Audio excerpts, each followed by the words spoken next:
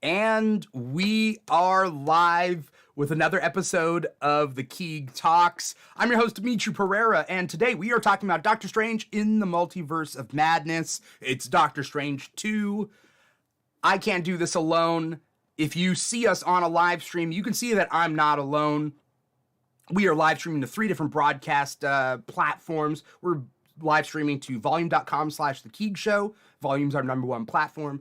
We're streaming to twitch.tv/The Keeg Show. And we are streaming to YouTube. YouTube.com, as they say in the biz.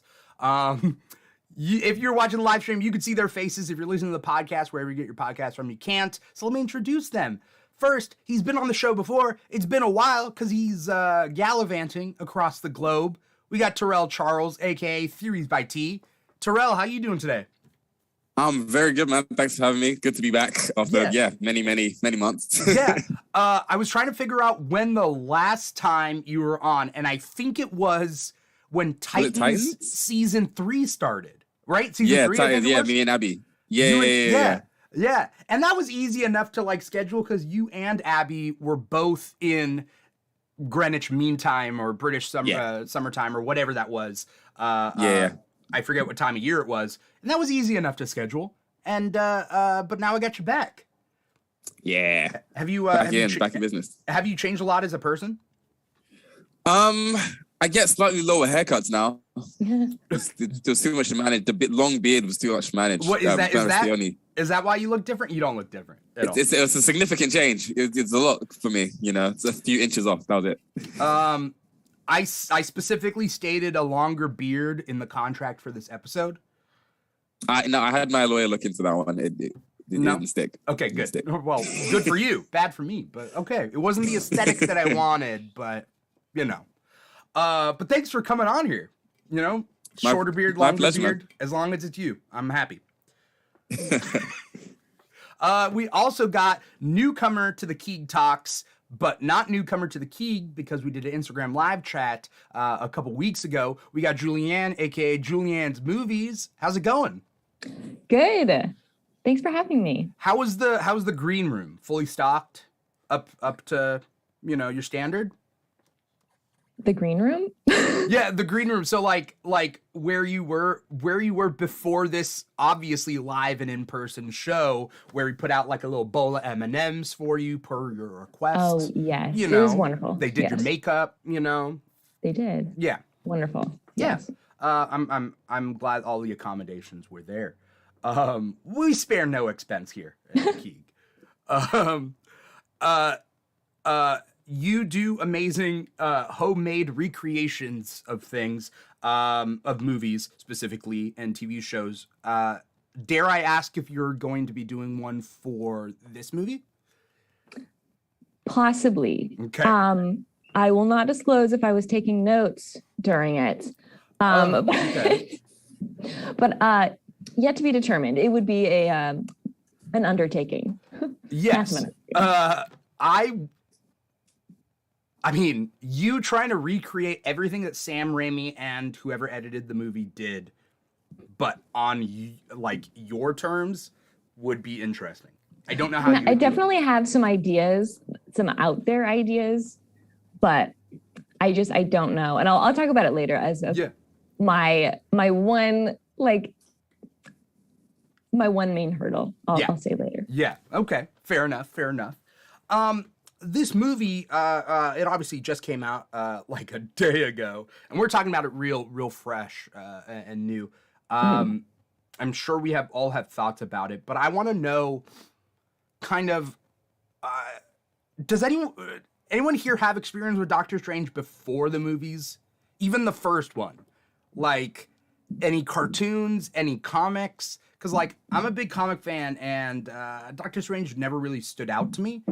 But when the MCU does it, it makes it iconic. But before this, I didn't really. I don't know if any of you guys did. I wasn't his biggest fan. I had read his comics. I wasn't his biggest fan. I think I read the slightly shorter, I think there was a 5-issue run. I'm gonna say it was Doctor Strange season 1. I want to say it was called. Okay. Before the first movie came out, I think I just happened to have read it. It's just I was in buy a new comic book time of life. I just went to buy something that I haven't read before. Yeah. And I think it barely stuck. I barely remember it. So I wasn't a huge fan. For me, I think Doctor Strange's comics had gotten more interesting as time went on.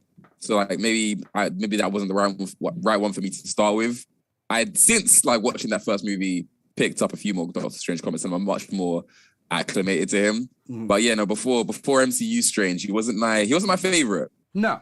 It's kind of like in the comics, Iron Man wasn't really interesting to me growing up. I was not interested. Also, the level of those characters being like flagship titles. They weren't flagship titles back then. Iron Man wasn't interesting to me until Robert Downey Jr. took over. And the Guardians of the Galaxy, I barely knew them and barely liked them until the movie came out. So the MCU kind of does that. Makes everything cooler. Julianne, do you have any experience with Doctor Strange before the movie? No, not pre-MCU, no. Yeah. But here's the tangent. Yeah. I just saw Hulk for the first time, this last week. Which as well one? As Daredevil. The Edward Norton one. Okay. And I was just like on a list. I was like, I need to watch this. Like, it's been forever. Never seen it. I didn't hate it as much as like everyone told me I would, but there was like someone described it as like missing that thing, that like X factor that like everything else seems to have. But I was like thrown for a loop at the end. I was like, if they weren't going to like meld it into this MCU, like they were just ready for Robert at the end. But anyways, but same thing. I was, my brother was like, oh my gosh, like, yeah, Iron Man was kind of like whatever until like Robert made him what he made him. Like it was all Robert Downey Jr., like nothing else. Yeah. So that was kind of funny. And then Daredevil I saw for the first time, another tangent. I loved it so much. Which Daredevil? We always have to ask that with Marvel stuff. It's like true. The video with Ben Affleck. Yeah. I was dying at the back-to-back Evanescence songs. Wait, which one did you watch recently? Did you watch the Ben Affleck one recently? Yeah. I saw, okay. Yeah, well, I've seen both, but I just watched that one. And like just the moody, everything was dark and like, oh my God, it was so funny. And Jeff was like so young. Yeah. Without that movie, we wouldn't have had Bring Me to Life, like Evanescence. Like that was it was like on the movie soundtrack. So I looked it up. It was 2003. I'm like, this song came out like when this movie came out. I'm like, yeah, it was made for the movie. They made Evanescence made it to be on the soundtrack of Daredevil. Obsessed. It was like a soundtrack. It was like on the official. I know it's on the official soundtrack, but did they make it for the movie? I'm sure that they landed. I imagine they had it written and it was kind of ready, but they had prepared it to be exclusively on the Daredevil. I guess they didn't realize it was going to be as big as it was. But I think the movie is what made the popularity of the song, and then subsequent MTV streams week after week probably boosted it. But they were back-to-back songs, and it was just like, I went in like I don't know about this movie, and I left that movie like, yes, I am a fan. Even if some people hate this movie, I was like, I loved it. Like it knew what it was, which I think I admire. Like if a movie knows, if it's corny, great, lean into it.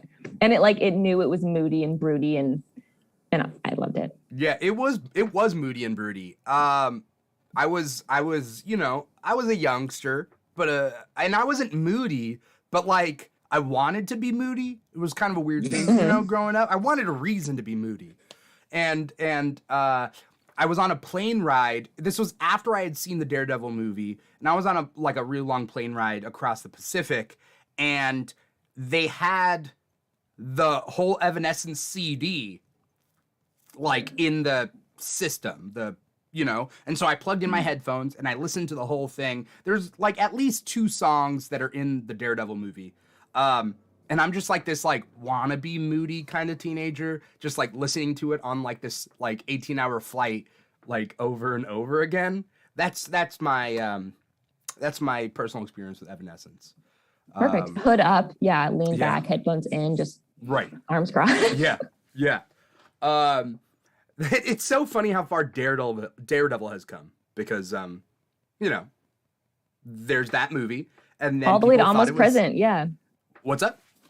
To present with No Way Home. Right. Yeah. I actually forgot that he was in No Way Home. Yeah. Very brief scene. It was so great. It was No Way Home was an experience. It was for the fans. This movie, do you guys feel like it was trying to tap into the same kind of well? No. I think it's only those specific, I guess, Marvel. The way I described it is it tried to kind of have that same energy where it's like, oh, if we make a movie that's just for the fans and solely for the fans, then it will do well. And I feel like it dug a little too deep, to a point where the fans were like, where are you going with this? It was like they like WandaVision. Dig, as opposed to Spider-Man being like, very pinpoint focused on what nostalgia beats they were going to hit with it and still have a story. Yeah. I feel this one was like, fans, focus on fans and we will be happy. And even for me as a fan, I was like, I don't know if people are going to have that same connection. I don't think Doctor Strange had that same, as you said, X Factor that I think No Way Home had. Yeah. Did you guys like the first Doctor Strange movie? It's actually my least favorite MCU. Iron Man 2 is still down there. It's one of my least favorite MCU movies. It's same here. Nobody else agrees with me. But like, same. A lot of people agree that it's not the best. I don't hate it, but it's not like it dips into like the Mystic so much more than like anything else. So it felt like very like new, I guess. Yeah. Because usually the Yeah. MCU, like it always like taps back into something you know. And Doctor Strange is very much of like everything is new and you're not invested yet, I guess would be a good way to put it. Like no one was invested with him quite yet. I feel like kind of with Right. Miss Marvel, like no one was invested with her at that point. Like it could have done better if it was at a different time. But when you throw a character in at first, like they kind of sink or they swim, you know? Right. So Robert, he Yeah. swam, but Right. like, you know, I don't know. I think the difference there, or like with the different characters, is sometimes they're introduced in somebody else's movie first, and then they get like their own movie. And like we were able to see Chadwick Boseman as T'Challa kicking ass in Civil War before we got a Black Panther movie, which got like everybody pumped. But if it was like, oh, Black Panther's coming out, and we had never seen Wakanda, seen Black Panther in action, whatever, we'd have been like, is it going to do well? I hope it does. Yeah. But we didn't get a taste of it, right? Yeah, and I feel like Black Panther probably, his skill set, and I think a lot of his story, like Julian was saying, it's kind of close to the familiarity of Marvel. Like there's still an energy of MCU. He's kind of like the Captain America of Wakanda's kind of a guy. Yeah. Whereas like Doctor Strange is a lot of new elements. So it's like that's the one I probably needed a little taste of. So like, let me know this guy's cool before you just like shove me into the multiverse and like get on this weird psycho trip with the Ancient One. And well, there's a lot of information to take in. Yeah. But it's personality too. Like I think he's very arrogant. And so if someone is drawn more to like personality, like I'm like, Thor cracks me up. Like everything he says makes me laugh. And so like, I like Thor. Like, I think he's funny. Yeah. And so for someone, a character like to their, not their main thing, but like very arrogant and just cocky and full of themselves, like it's harder to be drawn to that as well, I think. You know, where like T'Challa, like who doesn't love T'Challa, right? Like, right. Yeah. He's amazing. So I always define Doctor Strange as like Tony Stark with magic, but just he doesn't have the Robert Downey Jr. charisma that you don't mind. He's like the Tony Stark's a dick. Like he's kind of by nature a dick, but you still like him. Like I don't know what it is. Any Iron Man movie or following Avengers movie, he's still like weirdly one of the more likable guys in the room.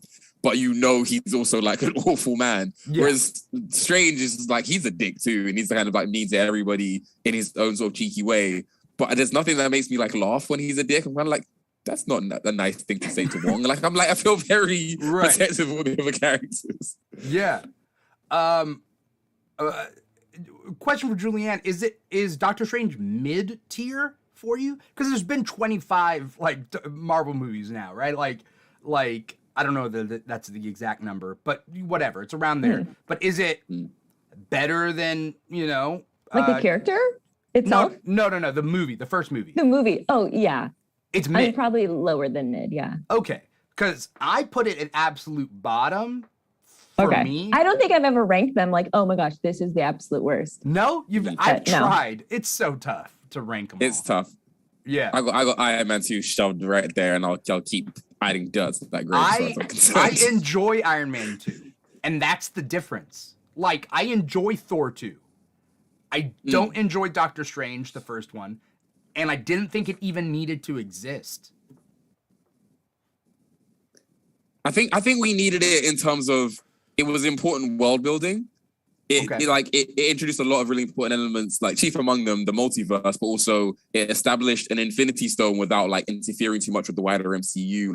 Like time travel is a tricky concept. So to kind of like soft introduce the concept of time manipulation and then go, haha, it's an Infinity Stone. Yeah. Without flooding, kind of like the Age of Ultron kind of went almost in the other direction where it was just like, okay, Infinity Stones are a thing and Thor's got to go find them. And also he takes like a cosmic bath to have a vision. And then the Heimdall's in danger and there's Ragnarok's happening and Black Widow has a backstory and all this like exposition, Vibranium, the Mind Stone, Ultron, all of that kind of got thrown at you and you're just like, right, well, I guess I'll figure that out in Avengers 3, I guess. Right. Whereas Doctor Strange said, this is our story, but also by the end, here's how it tangentially links to the rest of the universe. Yeah.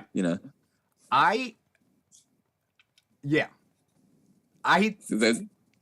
think everybody's wasted in the first Doctor Strange movie. I think Rachel McAdams is wasted, and we'll talk about what happens in the second movie.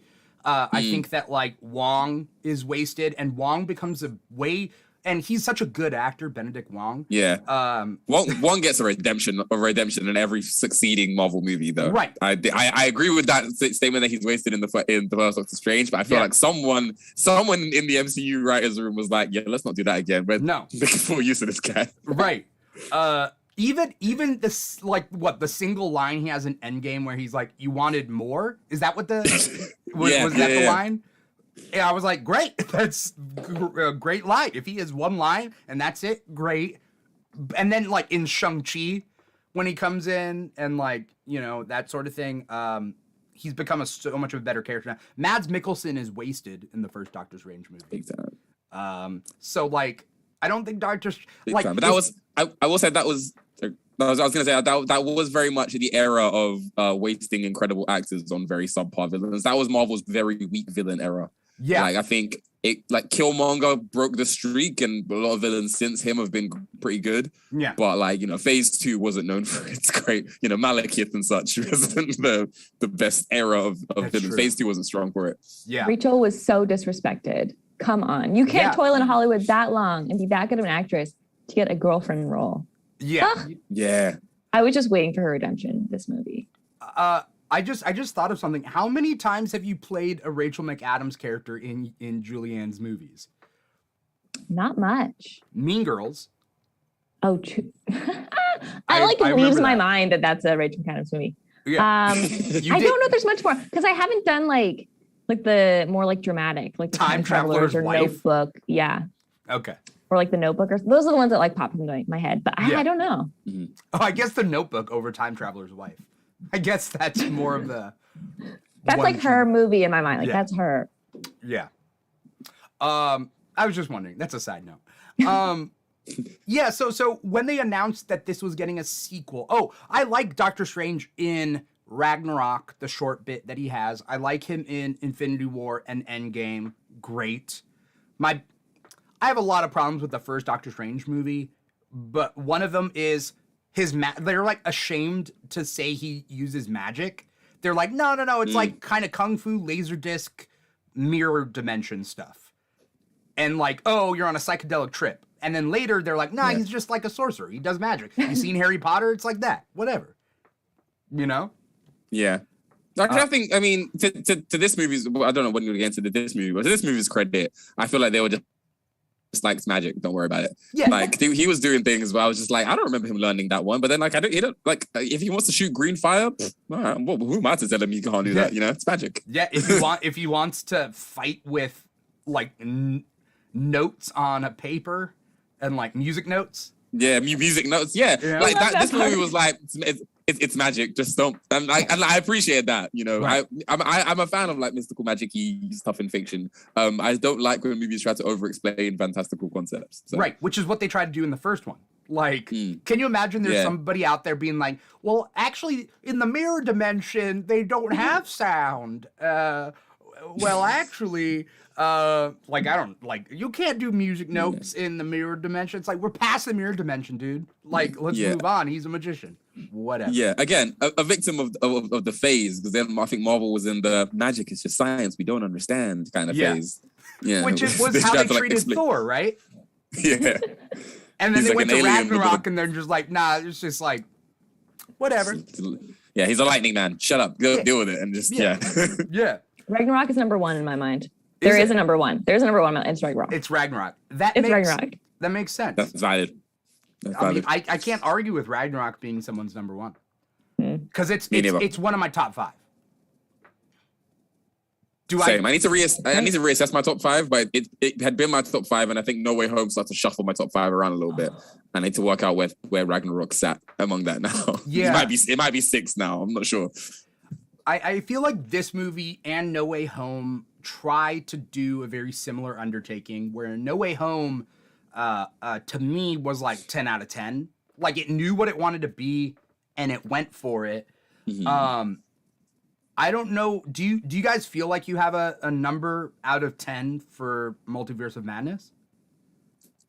I saw it for a third time today. I've pretty much seen it like 3 times in a row since. Oh wow! Okay.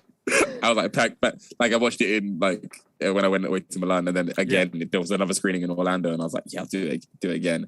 And then I landed. Did you go to Orlando after Milan? Yeah. Wait, where are you right now? I'm back in London. I got back to London this morning. That's so crazy. That's so crazy. Pushed it again. Was Amanda just vibing over there? She was in Orlando. Yeah.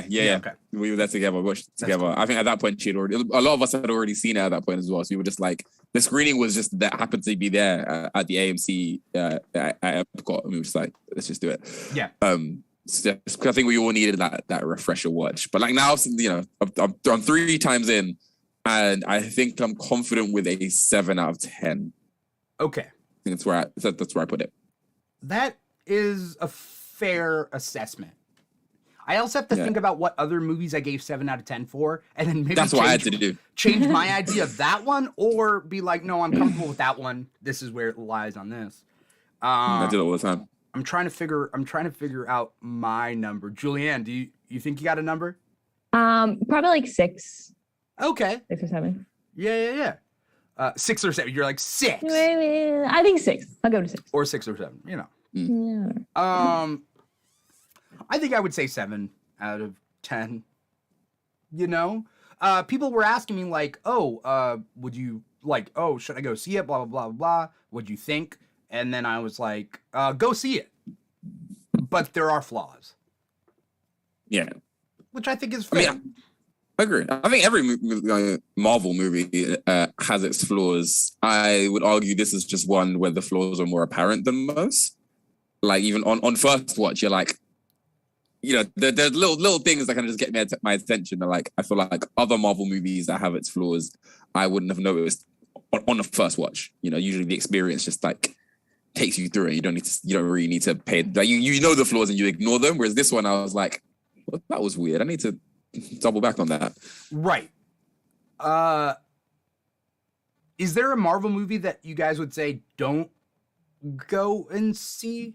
Because I feel like those are rare, right? Like I feel like most Marvel movies, I'm like, no, go see it. Just understand that it's not gonna be a 10 out of 10, but it's gonna have it has a good batting average, you know? Probably this one, in the sense like I think it's crossed a threshold a little bit in the MCU, like diving so much deeper into like the mystic arts and in my opinion, like satanic rituals. And so like I think that was a bit much, especially for like myself, I'm just kidding. For like young kids, if they were to see that, like I feel like it definitely was in that like horror category. And I'm not a huge horror fan. Yeah. Like it wasn't like scary by any means. Like if you haven't seen it yet, don't be like, oh my gosh, like I can't watch it. Like it's not like that. It's just like there was elements that like I haven't really seen before. And maybe we have seen them, like there have been like, you know, like spirits and demons and all this like magic in the MCU, but it felt like it was so much darker, like so much more was on the line in this one with Wanda, that it just had a very different feel. But that was what they were going for. So I mean, I guess they succeeded, right? I think like when a movie knows what it's going for and then just goes for it, like I have to give props for it, right? Like they know the direction. That is what it is. It's not what I would have chosen, but I'm not choosing it. Like they're choosing it, you know. No Way Home is that way. Like I did love No Way Home, 10 out of 10, but it's not what I would have done. But I'm not doing No Way Home. So I got to give them credit for like achieving what they wanted.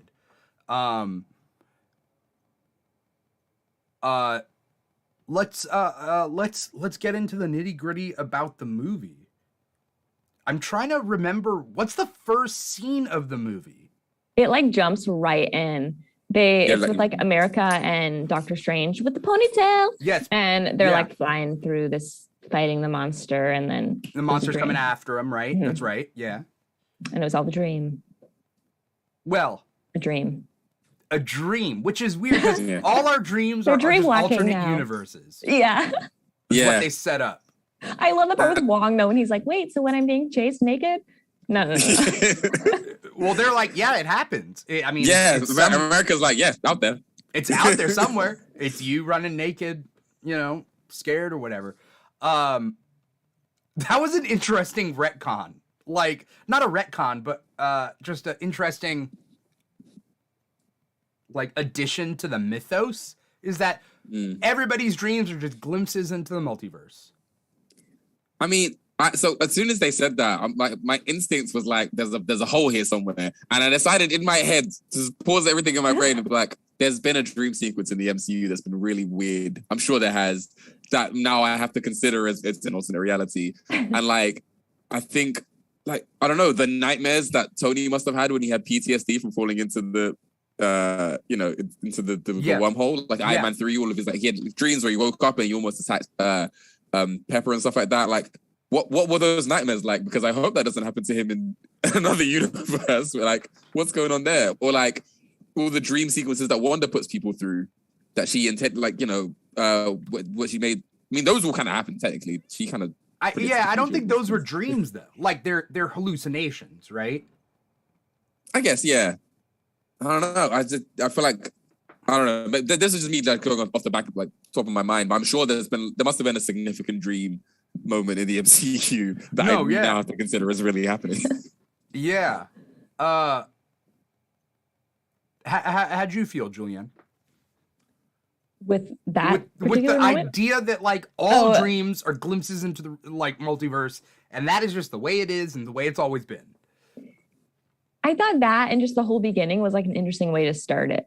Mm. It was kind of like jarring, I guess. But I mean, that's the multiverse. And they've like hinted at it so much that it honestly didn't really even faze me.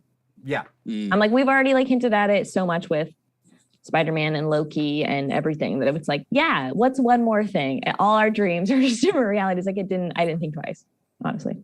Yeah. Okay. I don't think it hurts much. Yeah, I think it's like, I wouldn't question it much, right? When you think of, like, multiverse, you just think anything's possible, so don't overthink it, kind of thing. Right. Like, I went in just being like, hey, if there's a Strange that's just a worm, I'm not gonna be like, how does he become the worm? You know, I'm just multiverse of dreams now. It is what it is. Why'd you bring up the worm? Is it because TikTok is talking a lot about, like, if I was a worm, would you, like, how long would you wait for me? Have you seen that on TikTok? No, honestly. What's on your For You page? Where are you? It's like a meme, basically.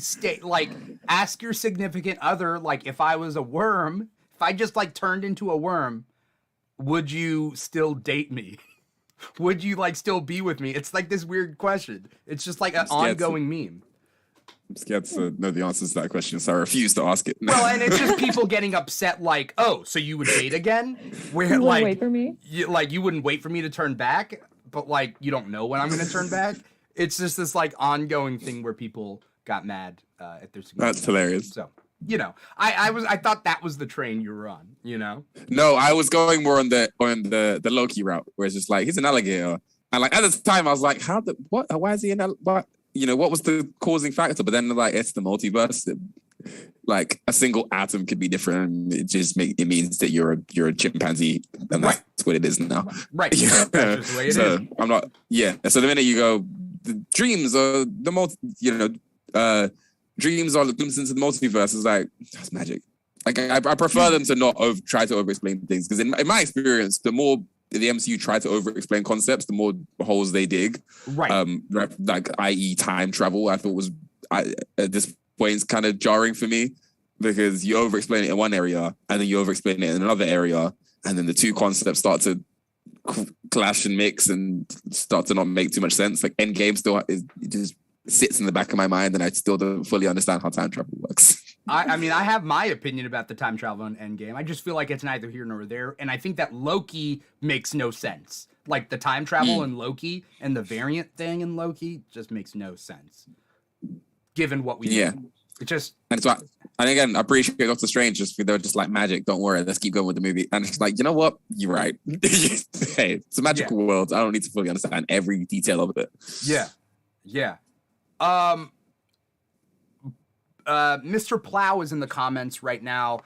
Paul Lau, bringing up something about, like, Wanda is a Nexus being, and by showing Stark that vision, it could just be a window to another reality.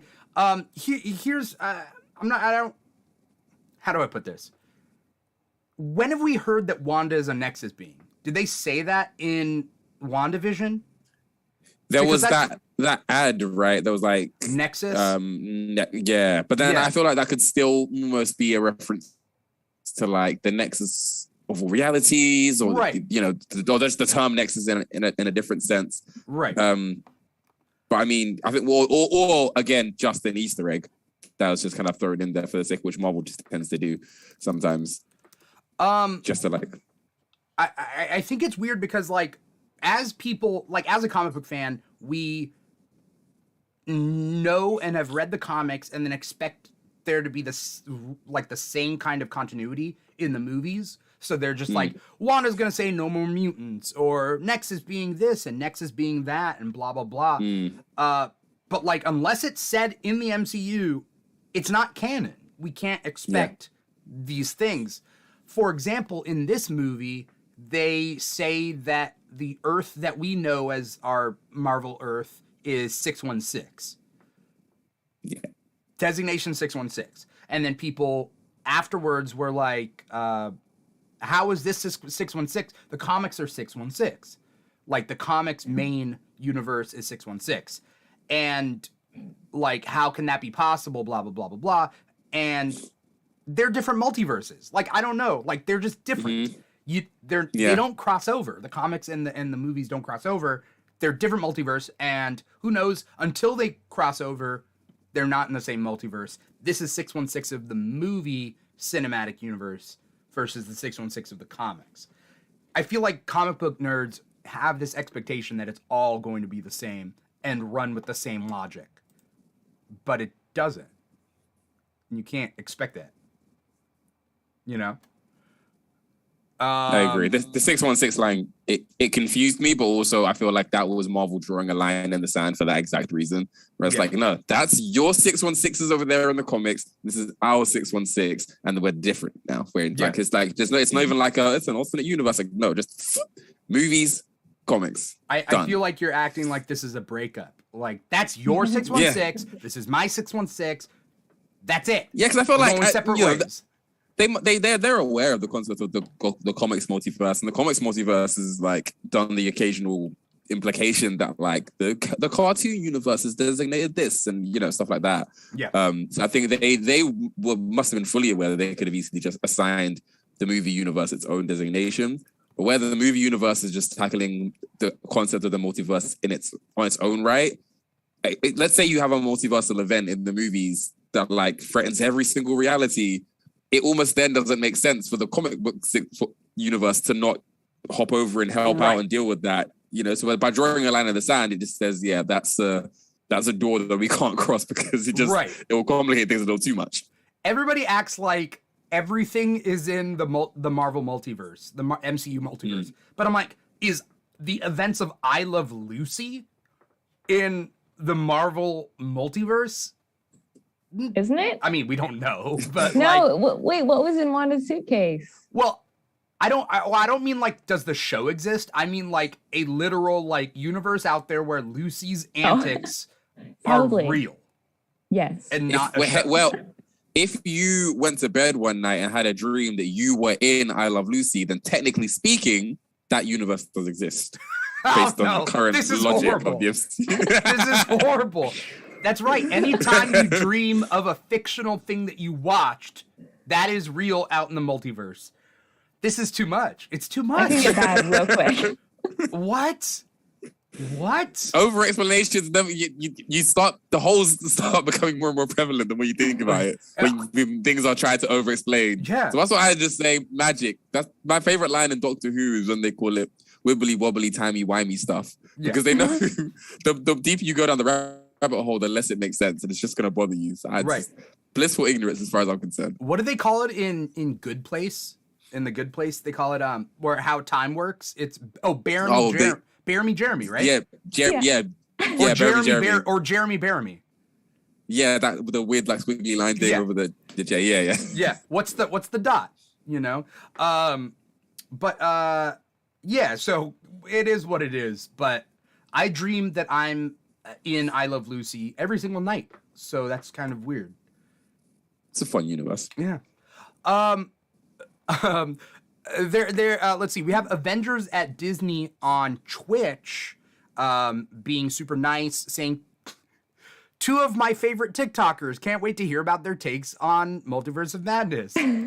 And I actually met Avengers at Disney at Disney World just the other day. Cool. So I actually know who this is. Okay, I don't want to know who the two people are. I don't want to know. I don't want to. I would like, because there's three of us. I don't want to know who their two favorite TikTokers are.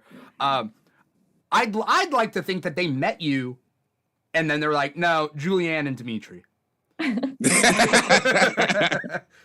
Completely like they're like, yeah, it would have been three, but then I bumped into him that one time. Yeah, they're like, oh, yeah, he stole my churro. There was the last churro at the cart, So with Multiverse of Madness, it starts off right with Spanish-speaking Doctor Strange / ponytail Doctor Strange. I don't know how we figure out one way or another what he's called. And we have America Chavez, and this is our first introduction to America Chavez in this scene. Avengers at Disney says, okay, now 3 of my favorite. There we go. All right. now we can rest easy. Mr. Plow says Defender Strange because he's wearing like a costume that's kind of like when he's in the Defenders in the comics. But we have the introduction of America Chavez. We have like this like double cross of like Defender Strange being like, I'm just gonna kill kids. That's just for the sake of the multiverse. What's another kid dead? Am I right?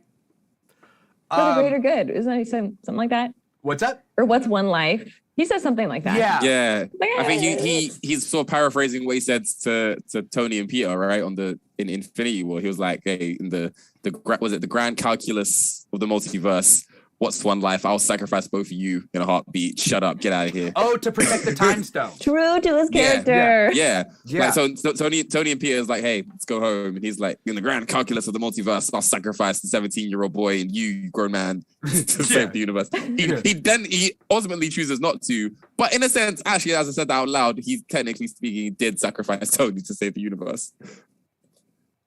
Oh, in the end, and then he technically in the grand scheme of things, he sacrifices the entire world, brings them back, and then sacrifices Tony as his sort of final checkmate. Yeah. I love the meme that was passing around at the time of Endgame where he does the number 1 and like to Tony, and like Tony, as we know, does the snap and dies. But rather like he's pointing to the sky and he's like, just wait for Captain Marvel to come back and give her the glove. And like Tony's like, oh, so I snap? And it's like, no, that's not what I meant. We could all live. Give it to someone stronger. But nope, never mind. All right. We have Ponytail Doctor Strange getting like, he gets cut, right? By that like fabric thing. What is that thing? A mummy? Like, he's a monster. He's just a monster. Right. He's a monster. And then I thought he was going to turn into a zombie because it looked like he was getting infected, but rather he was just dying, right? Well, it was a weird moment to, they focused on the poison or whatever it was in his leg. Yeah. And I was like, well, we've seen the trailer. I know that there's like a zombie Doctor Strange. Little did I know this is the way it was going to turn out, but I thought that he would get poisoned and just turn into an evil zombie Doctor Strange. But that didn't happen. Did you guys think the same thing? I didn't know what the point. Honestly, there are a few what I would call like mini Chekhov's guns in this movie. Where I feel like there were just things thrown in there. I was like, that's going to be important. Like this poisonous ribbon guy, he's gonna be the key to everything. And then just vanishes for the movie. Yeah. Same with like Gargantus. I was like, him being invisible was important. Like there's a reason he just appeared and he was invisible. Right. It didn't seem like there was a reason. Yeah. That's the thing about the magic thing. Like you introduce too many spells, you assume all the spells are gonna be used, but no. Big invisible monster. Is that gonna serve a purpose? The invisibility just felt a little redundant considering you were like smashing through buses and stuff. I wonder where that's coming from. Which direction should I run from? Could it be the exploding bus? Yeah, I'll run away from that. Right. Something about the death of what was his name? Gargantos? Was he named? That's what they've labeled it on all the toys and stuff. Yeah. Yeah. Merchandise wise, he is labeled. He is literally the character of Shuma Gorath from the comics. But there's a weird legal snafu where Shuma Gorath was originally owned by Conan the Barbarian. And then when Marvel owned some of the rights, Doctor Strange was able to use some of those like mystical elements from like Conan into like his own comics, which includes like the elder god, or not even elder god, side god, whatever, of Shuma Gorath, who looks like that. He's just a eyeball with tentacles. But then they can't use the name Shuma Gorath anymore because of legal snafu with Conan. And they named him Gargantos, which is another just monster name from Marvel. And then I've never read the comics, but my first thought was it reminded me of the starfish from Peacemaker. Suicide Squad. Suicide Squad. Yeah. Was both? Oh, true. It was that one, wasn't it? Yeah. And I was like, oh my gosh, the giant eye, and then this monster attacking a village. Yeah. Wait, they spear an eye in this one too. I just realized. Yeah, they do. And it falls out. They just keep spearing eyeballs. They're like, I mean, you see a villain, it's got one eye. How else are you gonna fight it? How many Cyclopses have you seen in fiction that hasn't been defeated by a blow to the eyeball? That's it's true. like a big bullseye. Right, that's true. But a Cyclops, you should at least be able to like kick him in the nuts or something, right? Cyclops would have nuts. Gargantos, I don't know, probably not. I hope. I don't know the anatomy of either of these fictional creatures, to be honest with you. Yeah. Who's to say? Who's to say? It's the first scene that shows how visceral the violence would be in this movie, because there was a good amount of violence, right? And like it starts off with spearing the eyeball. The eyeball pops out of the socket of this monster, and they both fall to the ground off a skyscraper. And they had that little sound effect. They had that little, like when it comes out, it just comes out like nice and gooey. Oh yeah. They weirdly, I noticed today that they Strange and Wong just left that giant thing on the street. There was no moment where they were like, probably send that to the basement or something. It's just lying there while they're eating the pizza or whatever it was. Do they go out? Oh, they go out for pizza afterwards, right? Yeah, America tries to run away and they're like, "We got you. Talk to me. Who are you?" And then just cut to the next scene and they're getting pizza, but they very much like maybe off screen, but we do not see them put away that monster.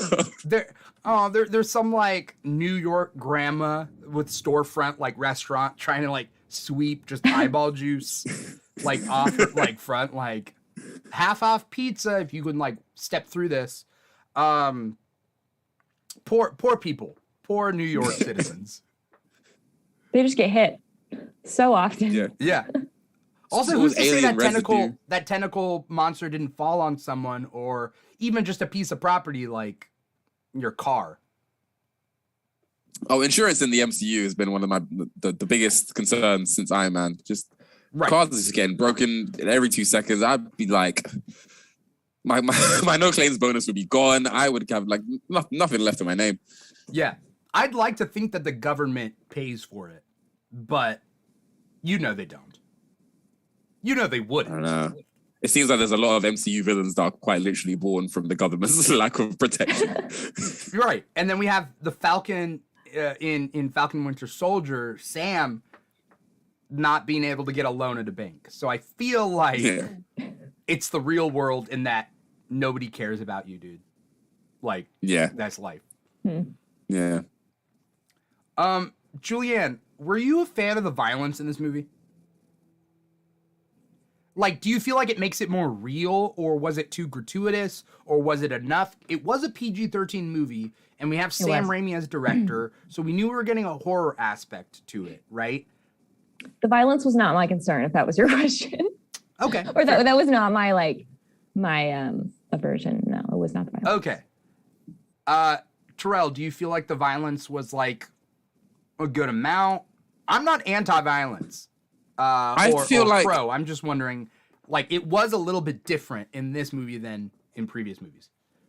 I mean, was No Way Home PG-13? I forgot. I think so. Because I feel like that was like violent in the sense of brutality. like Peter wailing on goblins, that whole apartment fight scene. Oh, okay. For the sake of certain scenes, violence is necessary. And I think this movie had that in the same way. Like, it wasn't just gore for gore's sake throughout the movie. I think there were just certain scenes, especially with characters like Wanda, like these really powerful characters. It's hard to show someone's like insane power level without like a body count. So I think they needed to be like really heavy. I don't think it harmed the movie. I think it worked for it. No, I don't think it harmed the movie either. Well, all Marvel movies are PG-13 now, even if they're like tamer. Like Ant-Man, like what's like why is Ant-Man PG-13? Like it nothing. Oh no! There was that gross scene with the little, was it a sheep, a lamb, or whether it was the goo? Or the guy in the bathroom. He turns him into goo too. So yeah. Okay, so maybe I'm wrong. I guess that's PG-13. But PG-13 is such a wide range of like what's acceptable. Like anything can be PG-13 now. Like, and it's almost a badge of like, it's not R, but it's not your baby they had their one swear word per movie, one cuss. Did they cuss in this one? There was that moment where it was like cut out. Yeah, they cut it out when Strange he's about to pass out and he's like, "You son of a," and then he cuts the next scene. You don't they didn't say fuck. Bitch. I don't think so. I don't think so either. I think it was a cut out son of a bitch. I think that's what he was going for, and then they got away with it. Only allowed one fuck as long as it's a non-sexual fuck. That's what people forget. You can't use it as a verb. You can use it as like an adjective or whatever. You can't use it as a physical thing. Okay, interesting. Where was I going with this? I forget where I was. It was the violence in the movie. The violence of the movie and everything. So after they get America Chavez seems to be the only person who can travel the multiverse. It doesn't seem like spells can even you can't physically travel the multiverse in spells. You can dream walk, which we learn, where you possess a multiversal counterpart, but that can create an incursion. These are like a lot of new concepts that we're learning through this movie. Well, we get to Doctor Strange and Wanda. Let's talk about Wanda. The part where he's at her like apple blossom field or whatever that is, and then the classic like thing that they do in movies where it's like, oh, you want me to take America in, and then he's like, I never told you her name. And then it's like that classic trope of like, I got you. Uh-oh. But it happens instead of the end of the episode, it happens right at the beginning. And she's like, well, I guess the jig is up. I'm a witch. That's it. I liked that reveal just because like Strange didn't have to point it out himself. Like there was like almost like a beat where like Strange just stops walking and she's like, ah, damn it. Like, she kind of sums it up. Yeah. Julianne, what do you think about that scene? I loved it. I think in my mind, like the first like 3/4 of the movie, I like loved, and I loved every piece of dialogue that Wanda had. It felt in my mind like very intentional, very realistic as an MCU movie can be, right? Like of not necessarily a mother's love, but a mother's like fierce passion and wanting to protect like her instincts, right? Of her kids and stuff. And everything, like even like the make me your villain in my mind, I was like thinking of like the Darkling from Shadow and Bone. But the like she's just like livid, but like I am so with you. I'm like, yes, Wanda, do it. Like whatever you need to do. But then like she crosses a line eventually, and I'm like, never mind, Wanda, please don't do that. But like at the very beginning, like everything felt so good in my mind. Like whoever was writing her lines, I was just like, yes, every single one of them was amazing. I mean, it brought up something that we like everybody's been talking about, like since I think a big thing came out when like Captain Marvel was around, where it's like Tony Stark can be arrogant, Captain Marvel can't be. Why is there a double standard, right? When Captain Marvel came out and like people were comparing the two, it's like why so much hate for Captain Marvel? And I think there is like that deep-rooted misogyny. regardless of like any flaws like any of these movies have, like there is still that deep-rooted misogyny that goes in with like, we can accept the character being arrogant due to a man. As a woman, no. Yeah. Like she needs to be humble. Wanda points it out in this one, right? Like Doctor Strange has done some like very irresponsible shit. And then Wanda tries something and she's now the bad guy. For sure. And I agree with what Julianne said, is that like with the writing of that side of things, first 2/3 of the movie, I'm like, yes, it makes sense. And I was there kind of questioning, like, is it what? You know what? Yeah. No. Like she's like, you know, it's just, and she's not, and for the most part, she wasn't really intending to hurt anyone per se. You get in her way, that's kind of your business. I was kind of like, she got in her way. She wasn't trying to kill you. She wasn't even necessarily, seemingly, trying to kill America. She played her part so well, Elizabeth Olsen did. It does do the thing that a lot of Marvel movies do with the more sympathetic villains, where you got to give them like an irredeemable trait that makes you go, And like Wanda being cool with child murder in order to protect her children felt a little too like they jumped the shark a little bit, you know, like a character who like literally lost her 2 moms, and the Wanda's like, sucks to be you, and someone's gonna kill you anyway. Right. It felt like the very 2 similar stories just like completely missed each other. But before all that, I was like, yeah, Wanda's right, more or less. It goes a little too far. They try to justify it with the Darkhold, whatever. But I was like, no, you don't need that line. It's okay. You just want your kids back, you know? Poor Vision. Screw that guy, I guess. She didn't even mention Vision at all. Where is Vision? Someone asked me, they were like, I was confused. Like, is he not in any other like universe? And I was like, I didn't even once think of Vision. And like, neither did Wanda. She's like, I just want my kids. Like, screw Vision. She didn't even mention him. Right? She went to all the universes. She went to all the universes where she was a single mom. Like that was she's like, no nuclear families. I just want these 2. Right. I don't know how that works and why they didn't bring him up. I mean, they brought up Spider-Man in this, which some people were surprised by. They brought up what happened in the previous movie, roughly, in passing. But they didn't bring up Vision, which I thought was interesting. And they never said Ultron. And I feel like when you see the robots, those Ultron sentries... They did, didn't they? Did they? I think they say when they come in, attacked. they call them something like that. Oh, okay. Yeah, I think they're talking about the Ultron very sentries, briefly. or the Ultron bots. Yeah. I think it's like a one-liner. I think when Wanda comes in, the one of the characters is like, "Oh, check the Ultron camera." And then she just like squeezes his head. Yeah. Okay. A little grape. Yeah, very short, very quick one-liner. Yeah. Didn't answer any questions, but I was willing to give Wanda the benefit of the doubt up until a certain point, because I'm like, okay, I get it, I get everything. Like things are, she is a little off her rocker, but we'll come back to it. But then they were just like, nah, we're just gonna go full villain, and that's just the way it is. Is that a betrayal of her character? We see her through all these movies and WandaVision, and then in this one, they're just like, well, she's all the magic in the universe, and you have to kill America Chavez to take her power. Like, you have all the magic in the universe. Like, I feel like Wanda would have been like, I have my want, I have my desire, but I will find a way that you will still live, even though I will take your power. Yeah, and again, I felt this way. It felt strange because it was like another child, and you think her maternal instincts would have been like, probably shouldn't kill this little orphan girl. Ain't my kid, not my kid.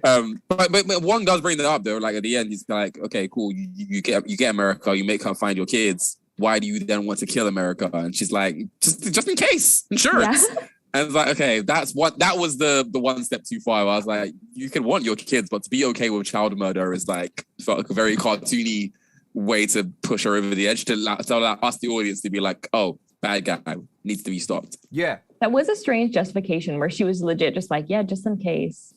Like, I don't want her to ever fight me back for anything. Yeah, what did she say? What if they get sick? Yeah. Get some ibuprofen and chicken soup. I don't know. Why is it going to be a multiverse thing? I think it was an example of her just getting greedy, right? Like, it wasn't that she wanted one universe where she had her kids. She was like, I want access to all the universes so I can just have control. So it kind of leads her into like, well, I guess controlling the multiverse. That's my goal. Yeah, but she's like super aware that like, she had the dark code. She knew she was the Scarlet Witch. She knew she's the most powerful being on Earth. If Tommy gets a goddamn like COVID, can she not just reality that away? Nope, you're fine now. She can turn a guy's mouth off, but she can't heal a cold. I don't know. Oh yeah, that's right. Yeah, I mean that's the thing about magic. Like, yeah, if her kids get sick, just use the magic. Yeah, say you're not sick anymore, and they're good to go. Yeah, no more sickness. Yeah, you know. You're right. That's strange. She just wanted to like go somewhere and close the door behind her, and just be like, and again, I feel like this is the thing if you go and watch the scene where Strange visits Wanda. I mean, I can get into this later, but it's one thing that really bugs me in the movie. There are a lot of moments where you can really tell that they like reshot stuff and just added stuff in like ADR, just add some audio over. Because a lot of important lines, from characters are said like from a shot like behind the head. It's like, say Strange is talking to you, he's saying important one-liners, but you only see the back of his head and it's like Wanda reacting to it. So there's like, the Darkhold, it must have changed her. But like, you don't see his mouth move. Like someone's just, he just added that into like, it's almost like they got to the end of the movie, they were like, we went a little too far with Wanda. She's okay with child murder. We needed reasons for it. And they tried to like throw in a quick line to be like, it's the Darkhold. It made her do the bad things. Right. Were there a lot of edits on this movie? Like, do we feel like their original idea was changed in post? Big time. That my main critique is that there seems to be another movie in here, and then it was just like edited to absolute hell. I don't know if maybe it was too satanic, like Julian was saying, and they maybe were like, oh, okay, we already aren't getting the Saudi Arabia market. We're not getting Egypt. We can't lose China. And they were just like, okay, but let's water it down as much as possible so we can cross that threshold. And I imagine maybe some things kind of just got like shoved into the cutting room floor. But there are small edits that I noticed that I was like, there ain't no way in hell Sam Raimi would have missed that. So I feel like he made a movie, it got through to whoever needed to approve it, and they were like, change all of it. And it was just weirdly edited. They were just like choppy cuts that was I don't know, it's once you notice it, it's hard to unnotice it. And you know, watching it like again 3 times in a row, and I was like, yeah, there's like one weird shot where like Christine's talking to Strange at the wedding, and you know, he turns the water into wine. Like, it's fun little bit. Yeah. It's such a minuscule thing, but to me, it was where I noticed that like there were edits that no one even cared about. They just chopped away. But like she has the wine in her hands, and like Strange says something to her, and then she notices her husband across the way, and it cuts to another shot, and like the drink's empty, and she's like just swallowed. But there was no moment where she ever actually drinks the wine. So I'm like, what did she like? The glass is just empty. She's just like, what a great wine. Within the split second in that cut. Yes. It's hard. It's a small thing, but it's hard to not notice. And I think that was just like, that's the moment I realized, oh, a lot's just gonna. There's the guy running on the street from Gargantos, like that he's in every that same extra just place every time. Yeah, I know people had pointed that out beforehand. When we're talking Wanda, we get to a universe. How'd you guys feel about the multiversal travel and everything? Was it kind of cool? Was it kind of like, this is the first time we're going to, like, that we've seen another universe, right? Because in No Way Home, they come here. And we've also seen those movies. That's separate. Yeah. But this is a crazy universe where red means go and green means stop. And like, did you guys... Like, Julianne, did you like the multiversal travel? Was that fresh? Was it new? Was it everything we wanted? It was new. I think at that moment, the pacing was getting to me. Like, it was like so fast and then like so slow. And like, it was weird because there was like juxtaposition of like when they're standing there with the memories and walking, and everything is just like so slowed down, almost like slow motion at that point. And like you start off with like such a bang, and it was weird pacing for me to go through those universes like that. But as far as like, was it jarring? No, because I feel like so many things had like led up to this. And so like I appreciated all those aspects a lot. Like I appreciated bringing like what if into it and like talking about like him and Christine and like all these universes and like would they end up together and their romance and all their like sappy, like I loved all their sappy lines together, right? But like we'd already seen so much and I appreciated that they gleaned from everything. And I think that's something that Marvel does well, if not like overdoes it, like you had said, I think. But like trying to bring everything together. And so like taking something from What If I thought was really cool. Yeah. Or someone had even mentioned, I have never seen Inhumans, or is it Mutants or something? Inhumans. Yeah. So I was like reading an article about that this morning and I was just cracking up because I'd never seen this. And some people were like defending it so hard, right? But that they have this like brief moment in there, which I'm sure you guys will talk about soon with all of these just like crazy characters. And so I enjoyed it. Yeah. I enjoyed that.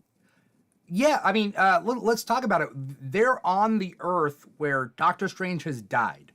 And then Doctor Strange and America go to the Sanctum Sanctorum, and they're like, who's Sorcerer Supreme in this movie? And it's Baron Mordo. It's Mordo from the first movie, except it's not.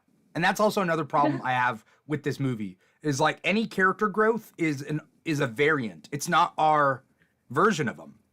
Yeah. Mordo bothered me for one reason and one reason alone.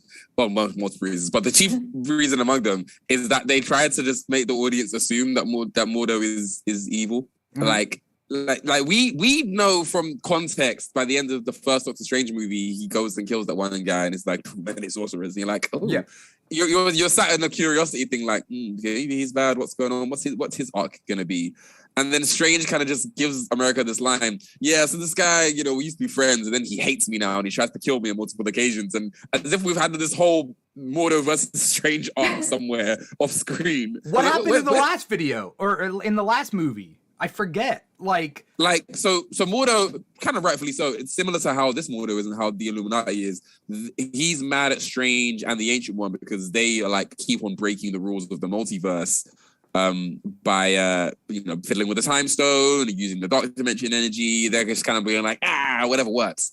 And he's like, why do you guys keep breaking the rules? He's pissed off. And then by the end of the movie, he's so mad at them. They're just like, I'll help you beat Dormammu, but I can't stay here. And then he just kind of pieces out. Oh, and they never fight.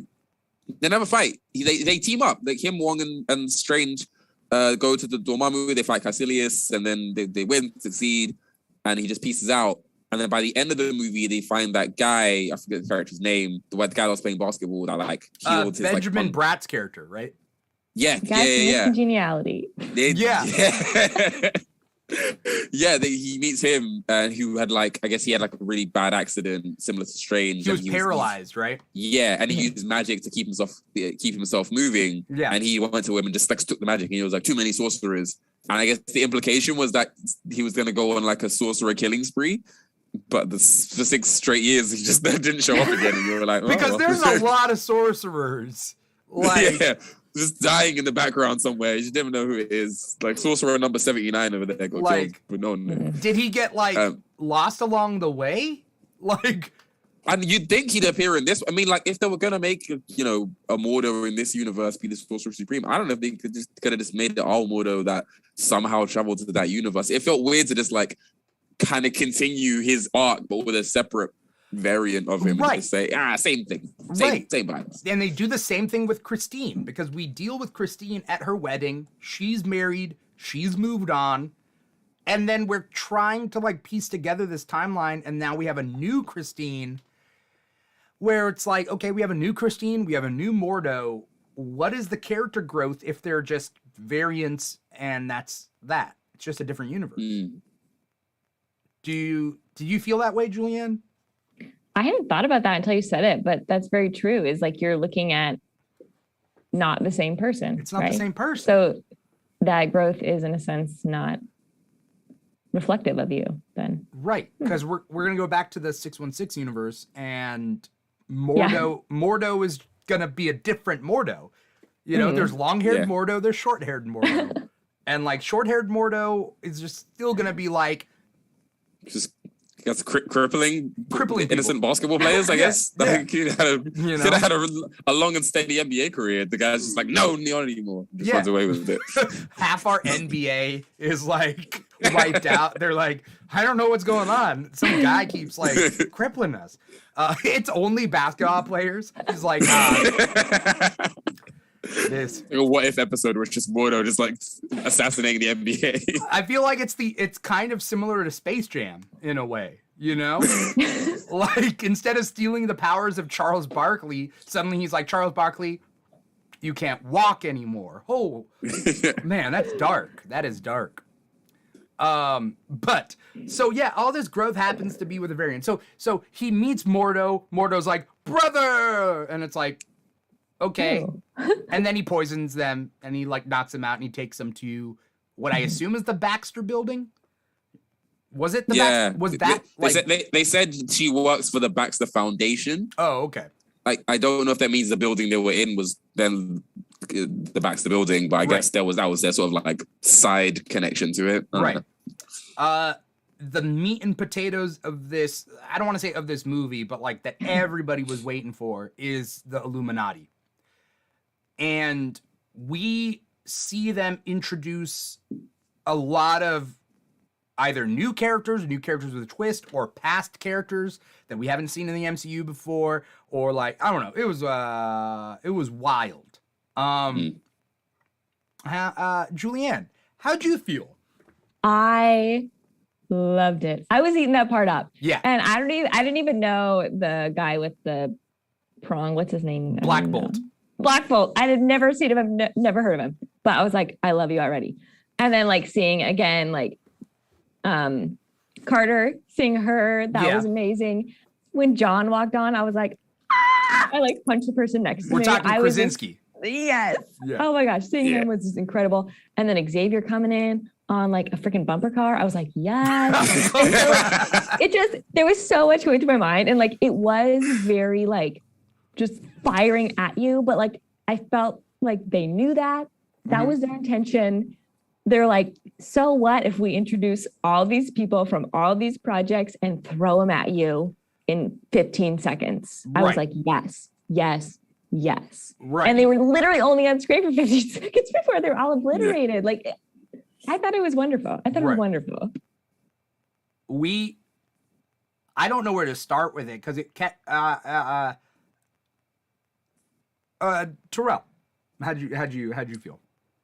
Same vibes. I loved it. I think what they did was very intentional in that, like, here's all these characters, like, kind of get the fanfare up, and then being like, but they're all gonna die. You know, like I think there was a fear in Spider-Man No Way Home, but I don't know why. Well, they knew why. They knew what they were doing. It almost felt like Tobey Maguire was gonna die. Like he was there to die to motivate. Like when he got stabbed at the end, you're like, no. They took that element of fear for your favorite character and said, yeah, what if we did that though? What if we killed all of your faves? So yeah, like you wanted Krasinski, Mr. Fantastic? Not anymore. I loved it. Because it was a multiverse movie. At some point, they had to just be like, we've got all the toys in the toy box. Let's just and it was. So I didn't know this. I did not watch the Inhumans TV show, but it was the same actor from the ever so popular Inhumans MCU canon television show as Black Bolt. Would not have known had I not, like, I literally had to wait for the credits, find out his name, Google who that was. Yeah. It turns out it was the same guy. They got him back. They were like, we have it. Throw it in there. He's going to die anyway. Peggy Carter, now she's in the cartoon. Screw it. Throw her in there. Right. Professor X, should he have his own wheelchair? No, get the one from the cartoon. Yeah. Kill him. Like, why not? We also have Maria Rambeau as Captain Marvel. Yes. Yeah. I forgot. Right? Yes. And so, like, because she's dead in modern times, right? Monica is doing her thing. But Maria Rambeau was a nice touch because the actress... She was in Captain Marvel, but like Captain Marvel's over now. Like, what more? We're never going to see her again. It's nice that they brought her into this. Marvel's been doing this thing where I'm sure with legal problems of like the Marvel TV shows used to be like a different production company, right? It was like, or not production company, but it was like a different division at Marvel. Kevin Feige didn't have really much control. It was Ike Perlmutter on the Netflix shows and the TV shows, right? As far as I remember? Yeah. The Inhumans was the lowest point in the TV shows. And there have been a couple of TV shows, like TV on ABC, but Inhumans was like one season, and it's the one thing I could not finish. I couldn't get through it. It is I saw the first episode so and that was bad and so rushed that it's just bad. And they have a lot of good actors. So I do want to say that like Anson Mount, who plays Black Bolt, is a really good actor. I know him from Hell on Wheels, which was an AMC cowboy train, like building the railroad type Western that was on AMC for a couple of seasons. He's really good in that. And then he does Inhumans, and although Inhumans is a bad show, it's not his fault. And the fact that like they brought him into this with a quote unquote comic accurate costume shows that like, I guess Inhumans is canon, even though it was shitty, because it's a conscious choice to bring Matt Murdock for, it was Charlie Cox as Matt in No Way Home. It was Anson Mount as Black Bolt in this. Like they're saying like, yes, it is all connected, but we don't have to talk about the specifics. You know what I mean? Is that the way they should be going? Like, did you guys notice that? Like, I don't know. I mean, you're right. I feel like they're like almost following a trend of like, let's bring these actors in, like pick out the best bits of their otherwise, forgotten about projects and like just pepper them in. They bring Coulson back every like 3 years just in a random Marvel project because we all love Coulson. Wait, when was the last time Coulson was only in Agents of S.H.I.E.L.D. though? He back in Captain. Well, they flashbacks, but he in Captain Marvel. They brought him back. They brought the voice back to back for. He was in a couple episodes of What If, just to bring the voice actor back because I felt like he was just a friendly face that were just like there's no such thing as too much Coulson. Just bring him back for no reason. Yeah. And I guess they're kind of doing the same thing with Peggy. I get it's not the same one from What If, but in the sense of like, people like Peggy, bring Peggy back.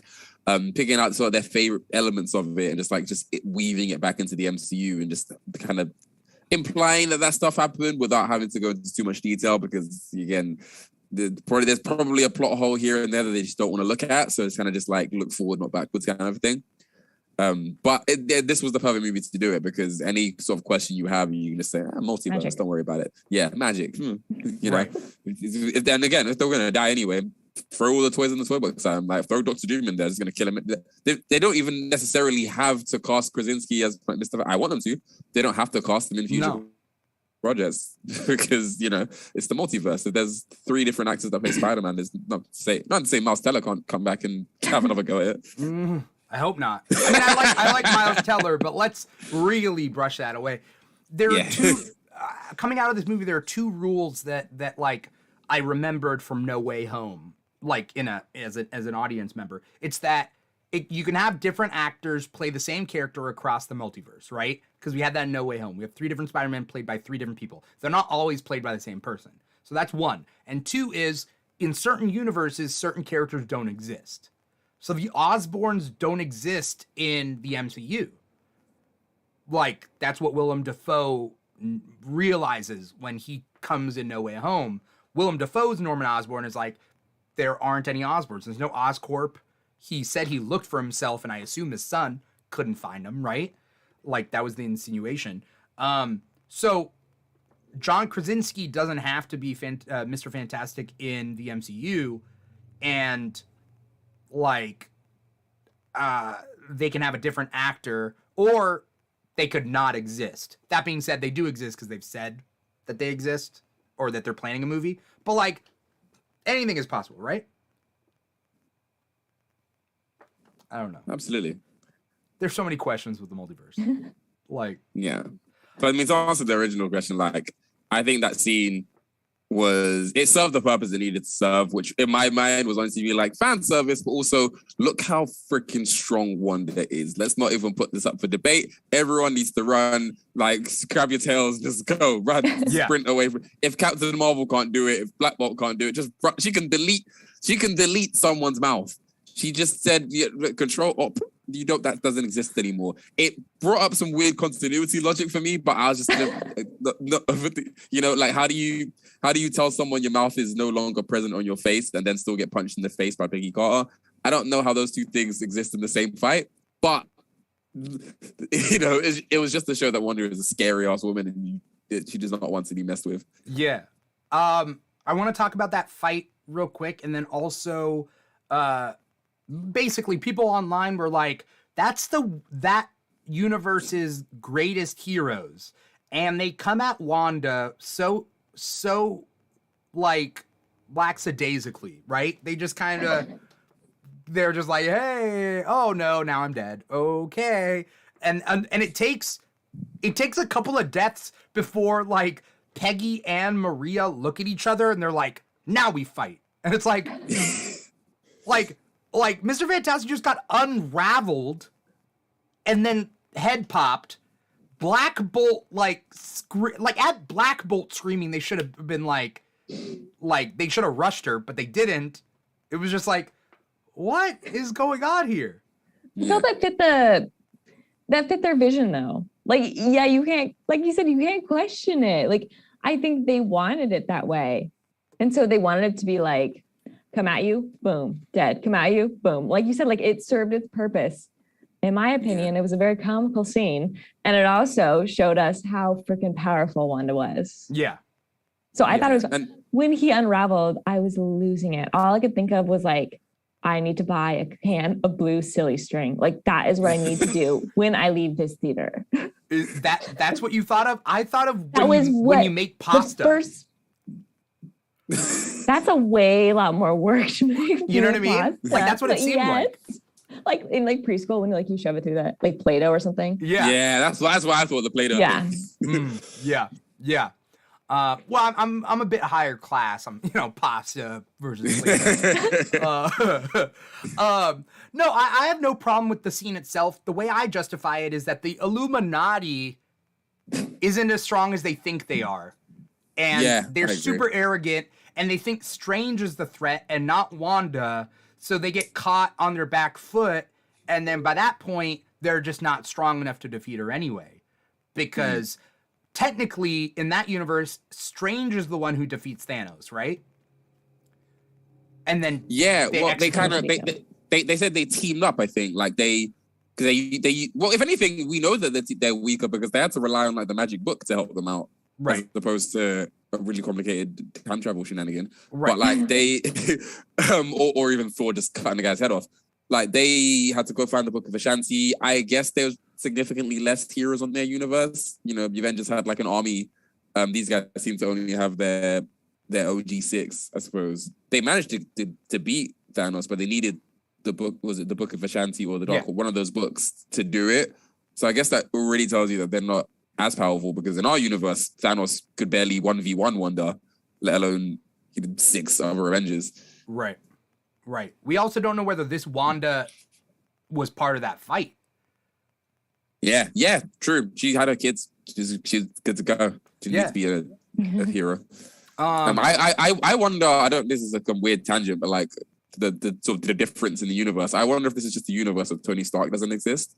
Because it was like a utopia. They're like, Trons are doing the good, like they're just happy little robots with yellow eyes and all cute and pretty and stuff. And you go on red and there's flowers and nature and all these like technology is at like its peak, but everything's happy and good. Right. Whereas in our universe, whenever technology advances, it's because Tony Stark made a death machine that's gonna kill us all. Right. That's it's Tony's fault. Yeah, this is like, what if Tony doesn't exist? The world is like a utopia. Everything's great. We can read each other's minds with technology now. It's crazy. Right. I'd also like to think, because we haven't really mentioned Professor X, but that in a world filled with mutants, and maybe he has his X-Men, maybe he doesn't, the X-Men would curb stomp Thanos. If it was like a full-fledged X-Men team, they would just defeat Thanos. So maybe the X-Men got killed right off the bat before they even met Thanos. Maybe a lot of the teams did. the fact that they're the Illuminati, it means that all of the teams are in play, right? Because the Fantastic Four existed, the Inhumans existed. They called Captain Carter the first Avenger, which means the other Avengers are kicking about. Hulk's doing something somewhere, whatever their version of Hulk is. Yeah. The X-Men, the Inhumans, like all of their little factions and teams and squads are at play. I guess they're just all not as strong as our version. Yeah. Which then could explain why they all had really poor strategies and, thought they could beat a reality bender by throwing metal at her. Yeah. Like, and maybe the rest of the heroes are dead too in the fight with Thanos. Yeah. Plenty of differences could happen. Yeah. Julianne, are you familiar with X-Men and like the X-Men movies and like? Not really. I think I've seen one or two of them, but it's been a long time. Which ones have you seen? Do you remember? I don't know. I'm not going to quiz you on it. I'm just. I did. I think X-Men. I did see. I saw like Logan. I'm pretty sure, and I saw whatever one was before that. Well, I don't. X-Men Apocalypse. There aren't great ones before it. X-Men Apocalypse. My favorite one is Days of Future Past. I think it's the best X-Men movie, and one of my top comic book movies. But you watch Logan with the weakest Professor X. It's Professor X with dementia. Like, but Professor X is a really strong psychic character. He's strong in mind and weak of neck. You know? Mm-hmm. He gets his neck snapped. I mean, he gets his neck snapped in his own mind, within the mind, I guess. Oh, man. Yeah. Like that also then confused me. Like, did his neck snap in real life, or does he think his neck snapped? So then his brain switched off. Like if you die in a dream, you die for real. Like, was it that kind of a thing? Right. Wanda was taking no prisoners. Nope. I loved it. I go with it all up. I was sad to see my favorite characters die, but I was also like, wow, no one's touching one. Yeah. I don't actually. Did Strange and Wanda actually have? They didn't really fight the entire movie. Like, it felt like the movie was set up to be this, like, Civil War 2.0, Team Strange versus Team Wonder. Strange was like, no, everybody run. He just kept on running. Everyone else was throwing their best guns. He was like, nope, I'm not even going to try. Let's just go. The goal was to get to the Book of Vishanti. That was the goal of the whole movie, right? It's like, get to the Book of Vishanti. Once Wanda's just going on her killing spree, just get to the book. The book will solve all our problems. And they get to the book, and it burns up. And then they're like, oh, shit. We lost Don McGuffin. Julianne, what do you think about alternate universe scientist Christine Palmer? I just loved that, she had more screen time. Yeah.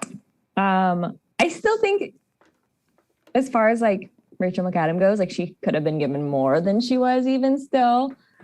But I guess I can't be greedy. I love that she was in it, when she was whoever her Christine was in this new one, and I guess she had more power, more control over the situation, I guess. But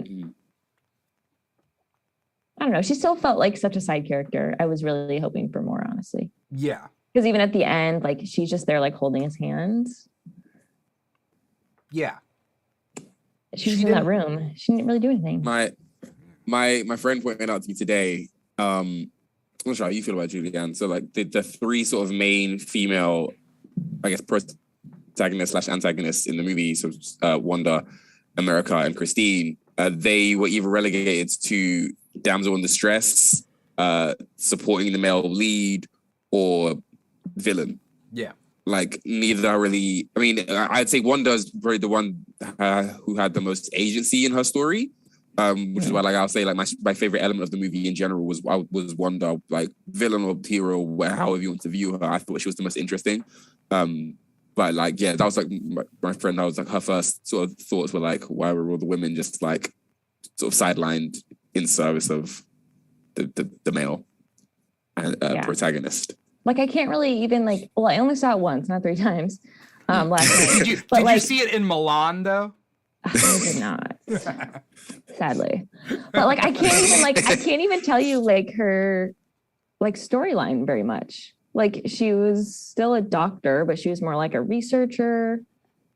I don't know. It wasn't like the fulfilling storyline I think I was anticipating. And now you're saying it, I'm like, what's that test called where like are two women speaking to each other? A Bechtel test. Oh, the Bechdel? Yeah. I mean, I don't know if it passed that or not, but like now you say that, like they are rarely interacting with each other. I mean, Wanda and America a little bit, but like Wanda is the villain and Wanda is incredible and an incredible villain. But like you really don't see any other women. Right. Or what they do. My original thought for this movie, before this movie was happening, I thought there was going to be a legitimate Doctor Strange Wanda team up versus the villain. Like, I thought it was going to be Magic Team Go, and it was... You were pulled in at the first orchard scene. You're like, yes, this is the movie I'm here to see. Look, I'm talking about lunchboxes. Great dynamic. I thought, and it wasn't that. It was her being evil the whole time. And then, and then it's just Doctor Strange. Wong holds down the fort, literally, in the 616 universe, just biding time. But I don't feel like he was a credible threat either to Wanda. No, right? But I do. I like what they did with Wong. I mean, I like what they did with Wong to a degree. I don't like how all of the characters just did not listen to him when he was very clearly the smartest man in the room, in the sense that he never really wanted to fight. Every single, I was telling my friends that he was giving off like a really kind uncle energy, where he just wanted to solve the issue, like without anyone getting hurt. Like, when Wanda was going all crazy and taking them to the temple and stuff, he was like, so like, doesn't it just make you feel better to know that your kids are out there with a version of you that is nice to take care? Is that not all you want? And by the end of the movie, that is the thing that solves the problem. But when Wong says it, she throws him off a cliff. She's like, shut up, I don't want to hear that right now. I'll figure that, I'll find out that self-reflection later. I don't need to hear it. But he was like, and then when he was talking to Strange, when she came to the temple, he was like, choose your words carefully, be nice, otherwise we will die. And Strange did not. And he never listens to Wong. Yeah, Strange was like, don't worry, I got this. On his shoulder. Yeah, but Strange said, whispering smart things in his ear. Yeah. Like, and then, but he's always like, think. Yeah. You know? Imagine Wong says, hey, be nice to Wanda. Strange is like, I got this. Hey, Wanda, your kids aren't real. I know. There's no tax there at all. Yeah. It's not going to ease her pain. Yeah, and throughout the movie, I mean, but then the movie kind of acknowledged that Wong was like the moral compass by the end. Like Wong Strange literally had to learn his place, and he had to bow to Wong because Wong was right. I love that. Peace was the way. By the end, she needed a good talking to, rather than just throwing all your biggest magic guns at her, because that wasn't going to work. Strange is so arrogant. I dislike him. I mean, I like his character, parts of his character, whatever, but I dislike how he just does whatever he wants, and he disrespects Wong, and Wong is the Sorcerer Supreme, but in the back of his head, and there are people like this in real life, just in things, right? It's like, that should have been mine, or the only reason you have it is because I wasn't here for 5 years, and it's like... Yeah. Disrespectful. And Wong was doing them like he was holding it down. He proved himself why he was Sorcerer Supreme in the entire movie. Like there was not much that Strange did that Wong himself couldn't do. Right. Like he held it down. He was the one with all the knowledge. He was the bilingual one. Strange was like, what was this basic level Spanish you just said to me? Like right. Wong was he in the fight against Gargantos, he got like a sword and like a magic grappling hook. Yeah, he was doing like spins and stuff. Yeah. Wong was great the entire movie, but Strange is like, I could do that. That could have been me. Like, I don't know. It was a weird arc for a grown man like Strange to learn that he needed to respect people that knew more than him. Like, Strange has been a sorcerer longer than him as well. He's got the credentials. Wong has been a sorcerer longer than Strange. Oh, Wong. Sorry, that's what I meant. So Wong has been a sorcerer longer than Strange, much longer, but by my understanding. Strange has been here like 6 years and is like, I know everything. Shut up. Yeah. Thoughts, Julianne, on the Green Minotaur? Oh my gosh. No. Oh, okay. I thought just there. Yeah, I thought he would do more. Me too. I guess it reminded me of like Narnia, now that you mention it. Which we're talking James McAvoy Yes. part, like the goat legs? No, Okay. there's other ones, other creatures. Oh, okay. Are you a big Narnia fan? Yeah, of course. Okay. All right. Okay. I use the elements for that video when it snowed because they're in the winter time. But anyways, there's a lot of creatures in that one. And no, it's not Mr. Tumnus. Okay. There's other creatures in there. I mean, but there's minotaurs and lots of stuff. So whatever. Yeah, there's minotaurs all over the place. They get around. Yeah, they didn't do anything. They literally just stood there. I thought he was just for show. Yeah, he was just for show. I thought he was gonna do more. But again, it's where I feel like there were weird elements in this movie. Even characters seemed like they were really important. Yeah. And I'm like, what? Like that one woman, I don't even know her name, that like heroically sacrifices herself to like stab the book. Right. There was so much. I was like, first of all, how'd you stab a book? What did that? How, is it? It gave me, you know, like Harry Potter. Harry Potter. Like, yeah. I was like, what? Was the book? Was it a Horcrux? What? How did? Yeah. There was no explanation that she just stabbed it. And then for some reason it killed her back. It was like a double-edged sword and it killed her back. I mean, that made sense. You destroy like a satanic book, like you die in the process. It is what I just feel like the book would have been stab proof. I don't know. Like, was it a magic knife? But there was a lot going on there. It's their like energy and Wong was really upset about it. Right? That they have. It's the same thing that manifests when Wong has the swords, right? I guess. Yeah, it's like a magic knife. Yeah, I mean, sure. Like, magic. I don't know. Look, I can believe everything in this movie, but I cannot believe that she has a magic knife. That is too much. Whether she did it or not was like, okay, she stabbed the book and she sacrificed herself. Cool. I felt like I was supposed to care a lot more about Sorcerer number 42 than yes. You know, like Wong was like, no, my good friend who shot the cannon that one time. And the three that she had, when Wanda lifted, and she was like, you know, do I say or otherwise I'm going to kill the Minotaur guy and these other three dudes. And I was like, well, in my mind, I was like, oh no, not green. Like, I liked the Minotaur guy because he looked cool. I was like, oh no, not Minotaur guy. I was like, they better not kill the Minotaur guy because he's cute. Like, don't. Yeah, genuinely, I was like, oh, man. Like, that's why they made him such a soft green color. So we can you know, affectionate. I read this online, but I think I adhere, like I subscribe to this theory that the woman who stabs the book and Wong were in a relationship. There seemed like something. I could believe that. And if that's the case, Wong wasn't upset enough. That was the case. But he was upset enough that he was like, oh man, like this really important person in the story of the movie. But like if it was a wife, I'm like, well, not a wife necessarily, but maybe. But sure, yeah. You know, maybe like I don't know. I'm not here to speak on their intricacies of their relationship. You know, were they official? Were they Facebook official? I don't know. Yeah, I don't know. Maybe this is me leaping, but like she had like her the way her ear was pierced, it was like a very specific shape. I thought she might have been like a Wakandan sorcerer. Because in Wakanda and Black Panther, you had some of those guys that had like very interesting like ear jewelry and stuff, and she spoke kind of with like an African accent. So I was like, oh, is that maybe that was, I don't know, a loose connection that they were gonna make. Yeah. I don't know. She seemed like she was supposed to be important as opposed to her heroic sacrifice. She appeared that way, yeah. I would like to believe that like Wakandans, like there is a specific magic sect in Wakanda, or have gone to Kamertaj to do magic. But I also want to hope that Marvel isn't like, oh yeah, every African is Wakandan. And it's like, what? Yeah. I would hope that Marvel isn't doing that. Yeah, it was like the earring thing was kind of made me think of it at first. But you know, they brought in like, there was like those two other sorcerers, like the Hong Kong master and the British and the London one. Yeah. They were, what happened to them? Alive, dead? Doesn't matter. But they had their little moment to speak with their accents, I guess. Yeah. So and they bowed.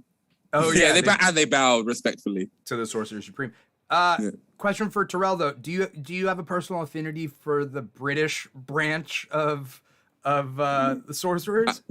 I was confused as to why he was wearing, like, he looked like he was in the British Army or something. Yeah, like he was in like military garb. Yeah. I don't know. I didn't really know what to take from either of them. To be honest, that again, I thought they implied to be more important. Like you figured you'd have now 3 Sanctum defenders, right? They'd have to be the same level of skill as Strange and Wong. they just kind of was They off didn't in the do anything. background dying somewhere, I guess. Yeah. Was it you who brought up Chekhov's gun, but like in multiple instances? Yeah, they dropped so many different things here that they don't pick back up on. Yeah, a lot. No, it's confusing that there were like multiple things that you think, okay, cool, that's an interesting ability that we could see come back, and then it's kind of there for show. Right. The movie ends with Doctor Strange dreamwalking into his dead version's body and then getting a cape of demons, then fighting Wanda, who then, I don't know. Julianne, thoughts about the ending? That's part I didn't love. The Cape of Demons was just like, okay, I don't know about this. Because that was like, because it was the big no-no, right? Like you can't have a dead version, right? So then he's like almost like comatose for a second. You can't and then, possess dead bodies. Yeah. And then Rachel's like, wait, no, you can do it. And then like they come into their world like the demons do, and then they go back into the other.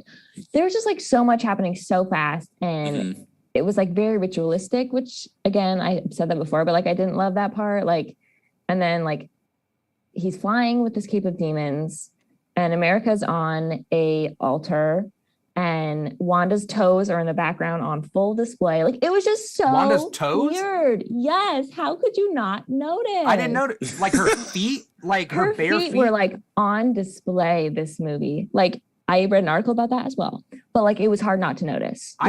There was a very specific shot. Like you're looking at this statue of her, right? And in my mind, very clearly similar to Satan and goat heads and all of these things. Yeah, the snaky stuff coming up. Yeah. Yes, that was like her hair. I'm like, whatever. But then right above it's like animal head. Oh yeah, sure. But her toes are like so freaking long on this statue. They're like this. And there's like they pan over, right? Or it's like in the background. But then it's like a shot, like if I'm in the shot right now, it's like her face and then like her toes. And they just like hang there on this shot. And I'm like, how are you? Oh my gosh. And then like she's barefoot the whole time and she's like running on glass, which like, yes, you could show that she's like tough. We're getting a sense of like hero here, right? Like I can run on glass, but like there was no reason for it. There was zero reason for it. Like where was Quentin? He was on set. You're Quentin Tarantino. Yeah. Yeah. Okay. Thank you. I was thinking about that too. I didn't notice the feet because, you know, little known fact. I'm not pro feet, but I'm also not against feet. Feet are just feet, and that's so. Like I didn't notice. Now you're going to notice. Yeah, that's weird. I didn't notice. I have nothing to add to that. I don't Anyways, know. that was a long tangent, but yeah, it just like that ritual scene. That was a lot, and like the demons just like circling her, and then Wong comes in and he like saves the day, kind of, and then they have their like. What does Wong one-on-one. I don't know, he gets that like ball of something and it like goes puts around her in like a bubble. Wanda. He holds her while they're trying to figure out something else? Like he puts her in like a little Pokeball with demons. Like just stay there and it's breaking out. We need to do something. And then so the zombie can talk to America and be like, no, like you got this. I'm not gonna steal your power.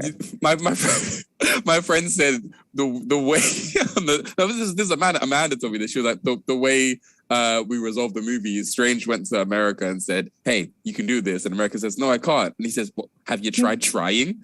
And she's like, that's what it is. Yeah. And he's like, I couldn't do it, but then he said I could do it, and then I couldn't, and I did. So right. Who's to argue with that, right? Yeah. She couldn't quite figure it out, but then she figured it out. So at the end of the day, we did it. And then it ends with Wanda getting a change of heart because she scares her children, and then there's a whole thing with the whatever. And then she brings down the temple or whatever at Wundagore Mountain on top of her and the dead Doctor Strange body.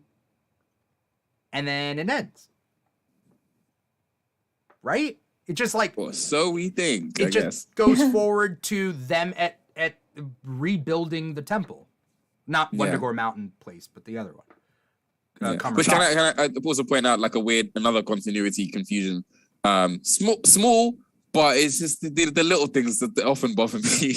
Is so the one is about to bring down the building, and Zombie Strange says, "Go get out of here." And America's like, "All right, cool, I'll find you later." And she grabs Wong, she punches a hole, and they're like, "All right, run!" And they run through the portal, and you see they're clearly going back to Comatage. She goes back with Wong, and the next scene is Strange talking to Christine. It was a pretty good scene, a heartfelt goodbye, and America opens the portal again. But from Strange's point of view, she's opened the portal and she's back on the mountain. She's back in Wondergore Mountain. So I'm like, oh, did you go home, like get changed, and then go back to the mountain to then open another portal to find? Like it's like snow. Like she goes to sunny Comatage, and then when she finds Strange, she's back in snowy Wondergore Mountain again. And I need to watch it again. I need to watch this movie again. You guys are noticing these like small things. Well, I don't know. I made the weird decision to watch it 3 times, and now the little things I can't it's hard to unsee once you've seen it. Yeah, I saw it in IMAX, and I was like, there was only 5 rows of seats, and so we were in the second row, and so it was like huge. By the way, thank you to IMAX out there. IMAX, it was a huge screen, so I didn't notice, like, my eyes just like going around, and I'm like, this is a like crazy immersive experience, which was awesome. But also, maybe I just didn't notice the feet. I didn't notice certain continuity things because I was like, the chairs were rumbling and everything, and I'm just like, ah. So maybe that's me. Maybe that's a me thing. Yeah. Bear around, these like small issues are like, they don't harm the little issues. They don't harm the movie for me, but like, it's, the teething pains that make me super aware that there was a movie that was since changed into something else. Yeah. I need to see it again. Did you see it in multiple different ways? Because I know you saw it 3 times. Was one of them IMAX or anything? None of them were IMAX. They they were different, I guess, sizes of screens, but none of them were like IMAX. They were also just very standard screens. One of them's on your phone afterwards. You're pirating it. What was going on in that one shot? Screen experience. It's like, I can't make out each toe. I don't think they're there. Yeah. So we get to this like ending, and it's kind of over. Wanda is dead. Steven bows to Wong. America is learning magic. Why did she need to learn magic? Her powers weren't magic, right? Or were they? I don't know. But like, why would she be a sorcerer? I think Wong was down. He needed some new recruits. He lost like 20 in the fight. Yeah. I feel like it was just like a test of like patience and like keeping at something. Okay. And she's so young. They're probably just like, we need to protect her. Like, you should stay with us. Right. Yeah. Almost also, like there's a, it's a similar. She was learning to open portals. Mm-hmm. They're kind of similar transferable skills, I guess. Okay. Her power is to open portals, so I'm going to teach you how to open normal portals, and hopefully that can transfer over to teaching you how to control your fun Captain America shaped ones. Yeah. And it's the phenomenon of a male, older male, meeting a young female orphan and feeling the need to take them in. It always happens. Does it always happen? Or not. It doesn't have to be female, but like a young child or being, and they're like, we must take them in and protect them. Right. Yeah. I see. It happens a lot. Now that I'm running it through my mind, it does. It happens everywhere. Yeah, they're like this, or like The Witcher, even like not exactly Grogu, but like kind of like taking in someone who appears helpless. Yeah, I would say Grogu. It's the lone wolf and cub trope, right? Mm. Like lone wolf and cub being what was it? A samurai? I think that's a samurai thing. Movie story. But yeah, it's that lone gruff guy, and then he softens up because he has like a little kid to look after now that was thrust upon him, and like he's like, it's not mine. Yeah. And then you do that. But I will take care of them. Yeah. Yeah. Yeah. I think America should have stayed with Steven at the end. Like she should have just been his like quote unquote like ward, right? Like Robin is to Batman, but like hang out in the Sanctum Sanctorum. But I feel like Steven was just offloaded her onto Wong. Wong has enough on his plate. Steven could take a sidekick. Could. but not He's the too way this movie arrogant to ends. personally do that. Yeah. He's like, Yeah. no. Right. But this is the second movie in a row that he's shown a soft spot for teenagers. So I feel like he wants you to believe he's too arrogant, but actually I think he's he's more paternal than he lets on. Wait, what was the other movie that he was? Spider-Man? Spider-Man. Yeah. He loved I little know, my Pete. first thought was like Stranger Things or Stranger Doctor Things. My first thought was like Doctor Strange 1. I was like, wait, there's no kids in that Yeah. one. And then I was like, oh, Spider-Man. Right. Yeah, like Peter says, "Hey man, I'm sad." It's like, well, I'm gonna brainwash the world for you, you poor son of a bitch. I'll figure things out, you know. Yeah. I'm gonna tell you the most excited I was in this movie was the post-credit scene Which one? with Charlize. Okay. Because I love her. And I was not expecting her. And the character I was expecting.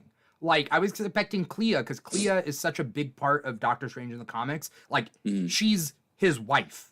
And she's also the niece of Dormammu in the comics. I doubt they're going to go that way, because Dormammu was, like, god level. I doubt they're going to go that way in the movies. But, like, she's a big part of Doctor Strange's mythos.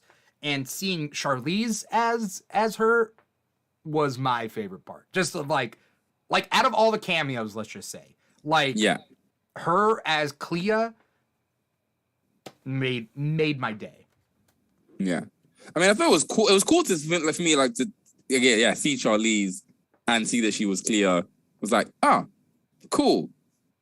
But then at the same time, it was hard for me to ignore what was going on, because a scene before that, Strange was like having like a really bad migraine and an eye popped out of his head. Yeah. And then we're back to like, it's cool. Yeah, and he's like, hey, I took an ibuprofen. I'm fine. Let's go come back to the dark dimension. Yeah. And it was like, wait, to me, it felt like they had two ideas to end the movie. Or like either Strange, it just has the eye because he's looking at the Darkhold or whatever. Yeah. And then he runs off with Charlize, or Strange has a bad headache and the eye pops out. That was a Sam Raimi ending, right? Yeah, I feel like it was just like, let's just do both. They technically work. They do. This one happens after the other. Yeah. It was just jarring for me. I don't know. It's like, never mind. It does defeat the twist. Like the twist ending where his eye pops out and then like, what? That's like a Sam Raimi kind of like twist ending. But then the next scene is like, he's fine, but then he has the eye and he can call on it. I don't know what's going on there. The eye bothered me because I don't know. Maybe I'm not a VFX person, but it looked strange to me. It just looked like that. I don't know. It was like photoshopped. Yeah. Like it didn't seem like it was in his skin. Like it was just floating there. Right. Julianne, did you post credits? I haven't read the comics, so like I didn't have like prior knowledge of that character. But now that you mention it, it did feel like kind of like, oh, like here's this ending, you know, and then here's the actual Marvel ending. So kind of like Marvel and like Sam were kind of at odds, you know? And so like this was the ending he wanted, but then like Marvel always has to like show the new character that's going to be in the subsequent film. Yeah. And so like, okay, we'll do both. Like we'll do this one, then we'll do this one. Yeah. Yeah. Sam was like, here's my ending. And Marvel was like, yeah, we usually do a post-credit scene. That's not how we do things. I know it's been a while, Sam, but I'm absolutely positive that like Sam, when they said you have to do a post-credit scene, he did the Bruce Campbell post-credit scene. And then they were like, no, but we need one that's not just like a funny gag. And he's like, what do you mean? It's like, we need to like build into the Strange mythos. will return again. Yeah. Yeah. And it's like, okay, I guess, because I was surprised for the Charlize Theron appearance, because I had not heard one thing about that. I don't know if you guys had. No, I went in blind. It took a minute for me to even realize she was like Clea until she opened up the Dormammu, like the Dark Dimension Ball.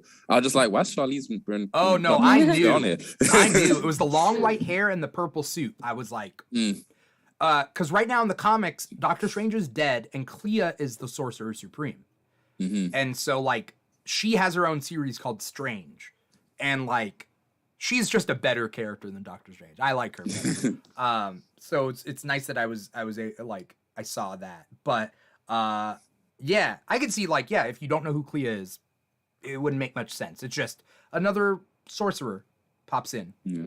but we'll I see. will say I opened I was like wanting to read some comics when I was on the train earlier today. Yeah. And I opened my Marvel Unlimited app. So I was like, I'll just read something randomly. And like on the homepage, like they're like recommended comics of the day or whatever. And it was like Keeg, Doctor Strange, and someone else. And I was like, why are you just randomly showing me? There's no other day that you would just shove Clea in my face. Yeah. Unless it's like, oh, yeah, all the people that watch the movie are going to want to know who this lady is. So let's put her front and center. Right. Not say why we're just showing you this fun random Doctor Strange character.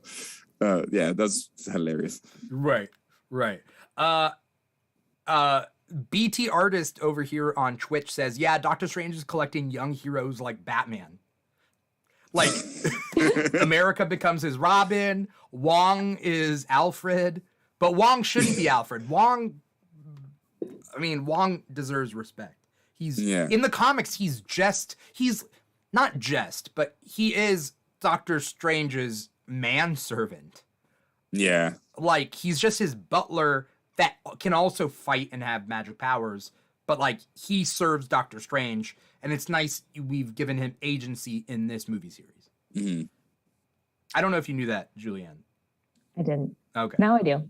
Now we do. Yeah. I'm not picking on you, by the way. I'm just like, I wonder to myself, like, yeah, people going into this movie and it's like, okay, yeah, who's Clea? Where are these people from? I honestly prefer to go in like not knowing anything. Yeah. I didn't even watch the trailer. I don't watch the trailers. I thought you don't watch the trailers? I don't watch the trailer. If I can help it, I don't watch it. I'll watch like the teaser that's like 10 seconds long. Yeah. But I don't like watching the 2-minute, 3-minute trailers because like they give away so much. I'm like, I want to go in and be like not knowing anything. That's a good move for this one. Yeah. This trailer gave away a lot. A lot. Yeah, I never saw there it. was so much that I could have. Had I been fully surprised in the theater, I think would have changed my experience with the movie. But knowing half of the characters that were going to show up, knowing the implications of Wanda being evil, it was all kind of very much there. The trailer pretty much did telegraph exactly what happened in the movie, more or less. Like, so I don't know. Yeah, I do wish I didn't see the trailer. And like the most recent movie I watched without seeing the trailer was Everything Everywhere All at Once. I had no idea what the movie was going to be about, and I've seen mind blown. I've seen it, and I still am confused on what the movie's all about. I was like, she works in a shop, but also there's like a multiverse of warriors. I was like, what's happening? Yeah. I'm so enjoying just drinking it all in. Like, right. Marvel is normally good with the trailers. They normally don't give any scenes away that are in Act 3. And then in this one, there are shots of Act 3 in the trailer. And I'm like, why would you give away the demon cape? Why would you give away Wanda, and Wanda meeting, in that Act 3, right before she changes her mind, you know? Like, why would you give that all away in the trailer? There's something weird about this movie. There has to be something weird behind the scenes going on. I think it has to now I can't stop thinking about you saying, there was a whole other movie that they have, slowly, chiseled out. And then it has... Now I'm very curious. What was this original script? What was it like? Well, this is the thing. They, a lot of the pandemic very much shifted Marvel's schedule, and Doctor Strange, I think, got shoved left, right, everywhere. So I wonder if its placement after Spider-Man had anything to do with it. Because originally Spider-Man was afterwards, Doctor Strange, and I guess even in this movie, really and truly, had Spider-Man not happened, it would not have changed the plot of this movie whatsoever. Because it's not repercussions. I thought it was going to be the repercussions of one to the other, and it's not. Yeah. Well, that's what. Remember when No Way Home came out, and then the post-credit scene was literally the trailer being Strange, you've messed up too much. Apparently, him brainwashing the world and breaking the multiverse was not the mess up that we had in mind. He got away scot-free. Yeah. Off of that, The question is, because Sam Raimi is in auteur, right? Auteur theory is the director. If I'm summing this up right, I don't know if you guys know, but correct me if I'm wrong. But auteur theory is one director, one singular vision for all their things. Everybody focuses towards that thing. So Alfred Hitchcock was considered an auteur.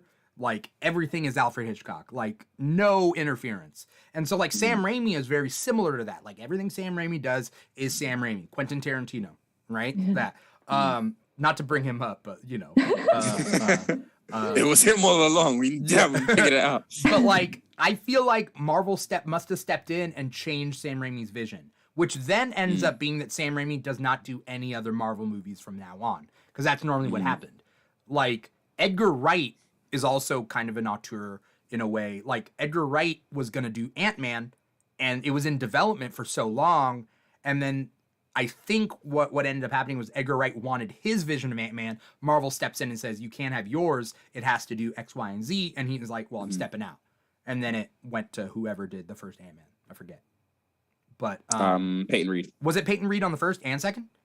I think he did both. Yeah. Yeah. Okay. So so like, things happen like that, and that's why a lot of like big name directors are like, you got to play Marvel ball, you know? Yeah, it's just it's weird that you take someone like Sam who's done the Marvel gig pretty fairly successfully to varying degrees 3 times already. They'd be like, yeah, we know you made some of the most iconic movies in superhero history. However, do it differently. Right. Yeah, and I do think his vision, not unlike Scott Derrickson's original vision, was to probably go horror, go satanic. Like Julianne, you were saying, there's a lot of like satanic imagery, like, and rituals and stuff going on, dealing with the damned and the spirits and the devil and all this stuff. We get like one little like throwaway line to the author of The Darkhold being like just on and all that stuff. There's a lot of demon hell stuff kind of peppered in here. I feel like there was probably a lot more on that side of it. And Marvel were like, yeah, we can't do much with this. I do think it was the worry of release in the Chinese market. Because I think, was it Eternals that couldn't release in China because of having a gay cast? One of them, recent Marvel movies, couldn't release in China for one reason or the other. And I don't remember which one it was. But I don't know, whichever it was. I remember something in the news about that. And I imagine it was probably one of the bigger blockbusters where they probably could have been up like a good few $1 billion. Not to say they lost money, but like they realized they could have been up a lot more money. Probably just like, yeah, let's just try and reel it back in as far away. Fantastic Beasts 3 had to be edited for China. I know that. But that was because of gay Dumbledore, gay Grindelwald. Like, yeah, well, I mean, this movie couldn't even be released in some Middle Eastern countries because of the one small thing. One small thing of her having 2 moms. Right. Yeah. How do you brush that away? Like, how do you like see that and be like, oh no, they're just her mom and her friend. They're just good friends. Yeah, her friend from work. Yeah, they both have like really, really hunky masculine husbands at home. They're just really good friends. Like they have like just lumberjacks, you know? I don't know. They're firefighters. Yeah. So dumb. I don't know. So like there was a lot going on with this movie, and no doubt the Illuminati part was not Sam Raimi's idea. No, that I think was definitely Marvel just said, we have the toys in the toy box. Right. And they knew, I think it's pretty clear through a lot of the previous Marvel movies, especially Phase 4, that we're leading to some sort of multiverse. They threw the word incursion out like 9 times in this movie as if we were supposed to know what it meant. They were like, incursions are happening, incursions. And we're like, what's that? Yeah. So I feel like they're just trying to be like, that's the big thing. There's going to be some sort of big incursion that's going to be a multiversal event. So they're just like, we need you to set these things up. Just play some, put some dominoes in here, make it happen. As opposed to leaning into what I feel like was the original plan, just a Strange versus Wanda death match, I think was probably where they were going. That's where WandaVision seems to leave itself, more or less. It was like, Wanda's got these crazy powers that what really annoyed me, did not really go into. WandaVision implied that she had there was something at birth and a Mind Stone only triggered it. Nah, she's just magic. Yeah. No information whatsoever. As we're wrapping up this episode with our final thoughts, I want to say that I don't like the multiverse. I like the concept of the multiverse, but it has to be used very sparingly. So there's times in comics where the multiverse works really well. But when it's always popping up and like it, I think it's been a misstep. I think the multiverse angle of the MCU and if they continue to go on depending on it, I think it's a misstep for multiple different reasons. The stories are just getting too much, and it's like too much of the same thing too. Cause like it's only a matter of time till like Wesley Snipes like comes in, kills a couple vampires, hands his sword over to Mahershala Ali, who's the Blade of it. Like we're gonna get a multiversal Blade team up, like which actually sounds kind of cool now that I'm thinking about it. But like it's gonna be a lot of the same thing, and then you're getting so broad. How do you reel it back in once this incursion threat is done? How do you figure? And I mean.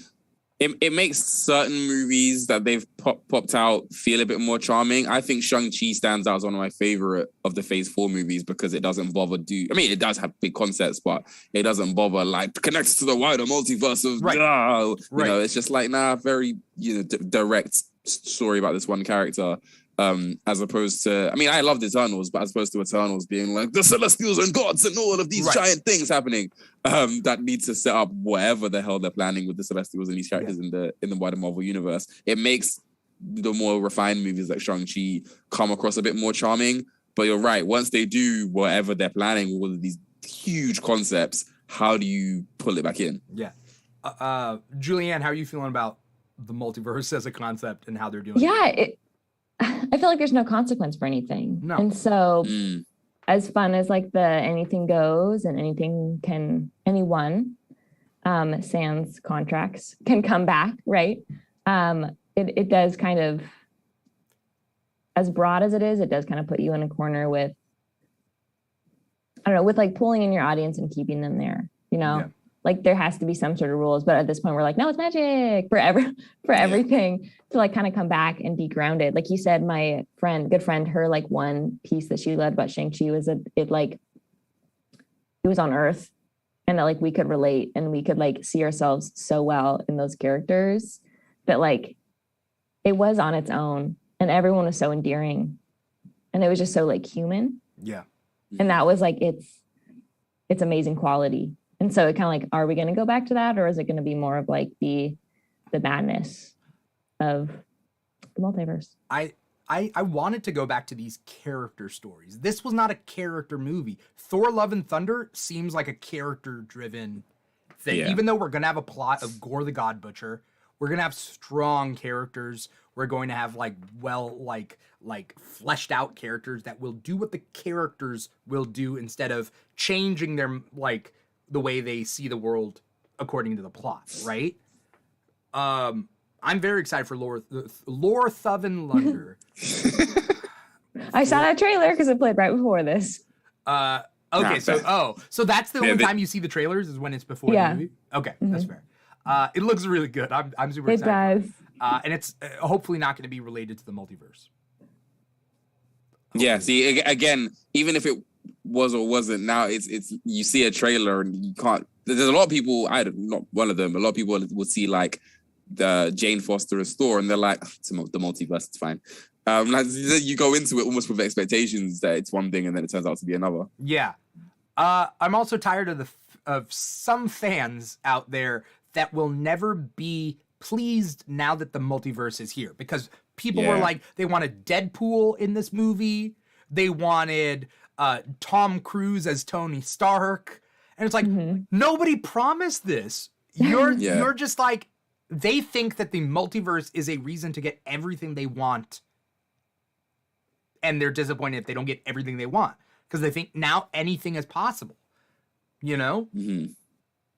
Yeah, it's almost it's built expectations, which can be fun for in terms of like you never know what you're gonna get next. Yeah, like that anticipation is always fun, but I guess for some people it's like that means like you say anything can happen, but that means everything can happen. Right.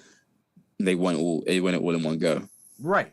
Like it's gone from a nice surprise expectation to an entitlement. It's if everything exists, I should get what I want then. Like, people thought that the X-Men would pop, like the Fox X-Men would pop into this movie and then pop into the Marvel Cinematic Universe. Nobody promised that. No, like that was what. Yeah. No. Yeah, it's again why, like Julianne was saying, I appreciate the fact that the cameos in this movie were strictly there to be just on the chopping board. Just get rid of them all. Don't worry about the connecting to nothing. Just bam, bam, bam, bam, bam, bam. Right. Because then if Wolverine was there, only to be killed by Wanda, the Twitter would not shut up about it. They'd be like, "What the hell was that?" No, right. You know, right. So I appreciate they didn't lean. That, I guess that was their attempt to make it a bit more character driven in the sense that like it's not about them, it's about Wanda and Strange. Yeah. Do you guys have any final closing thoughts about this movie? Like, I know we gave our grades earlier, and as we're talking about it, I'm thinking about like more things. But like, I don't know if you guys have any final thoughts about this movie that we didn't get to get out. That like music scene you mentioned at the very beginning, I loved it. Yeah. I love that they leaned into it and it didn't make sense. And they were throwing music notes at each other and the music and like it had this like Phantom of the Opera feel and everything was dark. And I loved it. I was eating that part up. That I need to say that. That was it. Yeah. He's a big music fan. I think Stephen Strange, he likes music. I didn't realize that. Like they've weaved it in a little bit here and there. Yeah. At the very beginning when he's like guessing the songs when he's operating. The first one. He's doing surgery. Yeah, he is like a like, music buff. Yeah. Yeah. Yeah, and he put Wong on like Beyonce and stuff. Yeah, he used all the one names. Adele. Yeah, I forget about that movie. Somebody said though that he knew when John Krasinski says Fantastic Four, he goes, "Didn't you chart in the 60s?" That's a reference to there is a group called the Fantastic Four. That is a music group. Oh, as a music group. There's an actual music group in our world, in real life, that... Oh, I thought that was like a very cheeky dig at the popularity of the Fantastic Four comics. They're like, that thing. And then no one cares anymore. I mean, it could be multi-layered. I originally thought it was a dig that the name Fantastic Four sounds like an old-style name of a music group. That's what... like, somebody was saying like the Fab Five. Wait, Fab Five? No, that's Queer Eye, right? Yeah. Okay. Fab Five is Queer Eye. Fab Four? What were the Beatles called? The Beatles had a name. You're asking the wrong There were group. 5 of them, no? Yeah. No, there's 4 Beatles. There's 4 Beatles. Okay. Well, I don't know what they were called. I think they were called like the Fab Four or whatever. The Fab Four, the best Beatles tribute band. I think that their nickname was the Fab Four. Anyway, the point being, I thought it was a joke off of that, but it turns out there's an actual music group called the Fantastic Four. Oh. So, you know. But yes. The guy knows his music. I guess the guy knows, more about music than I do, and which is fair. I don't know that much, but and I want to say what's up to Joe Cupid Power Ranger watching us on YouTube right now. Just wanted to say hi.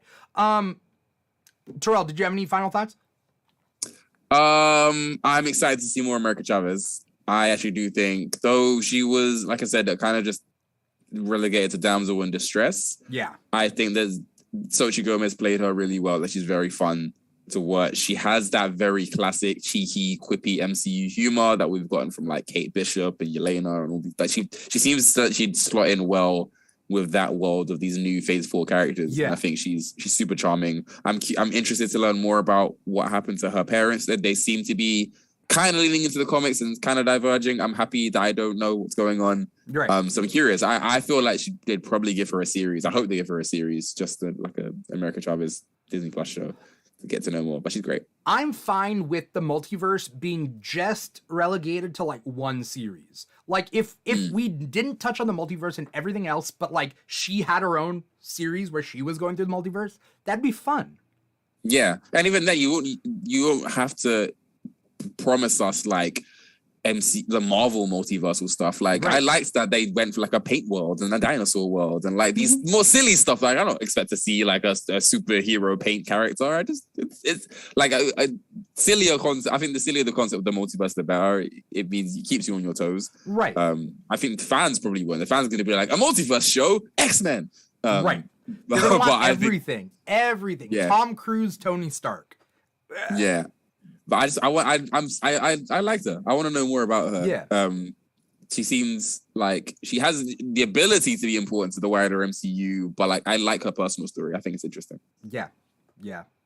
I'm excited for what's to come still, even though I know I'm talking bad about the multiverse. We'll see what happens. We got a lot of like other movies coming out that I don't think link to the multiverse. We got Thor: Love and Thunder. We got Black Panther 2.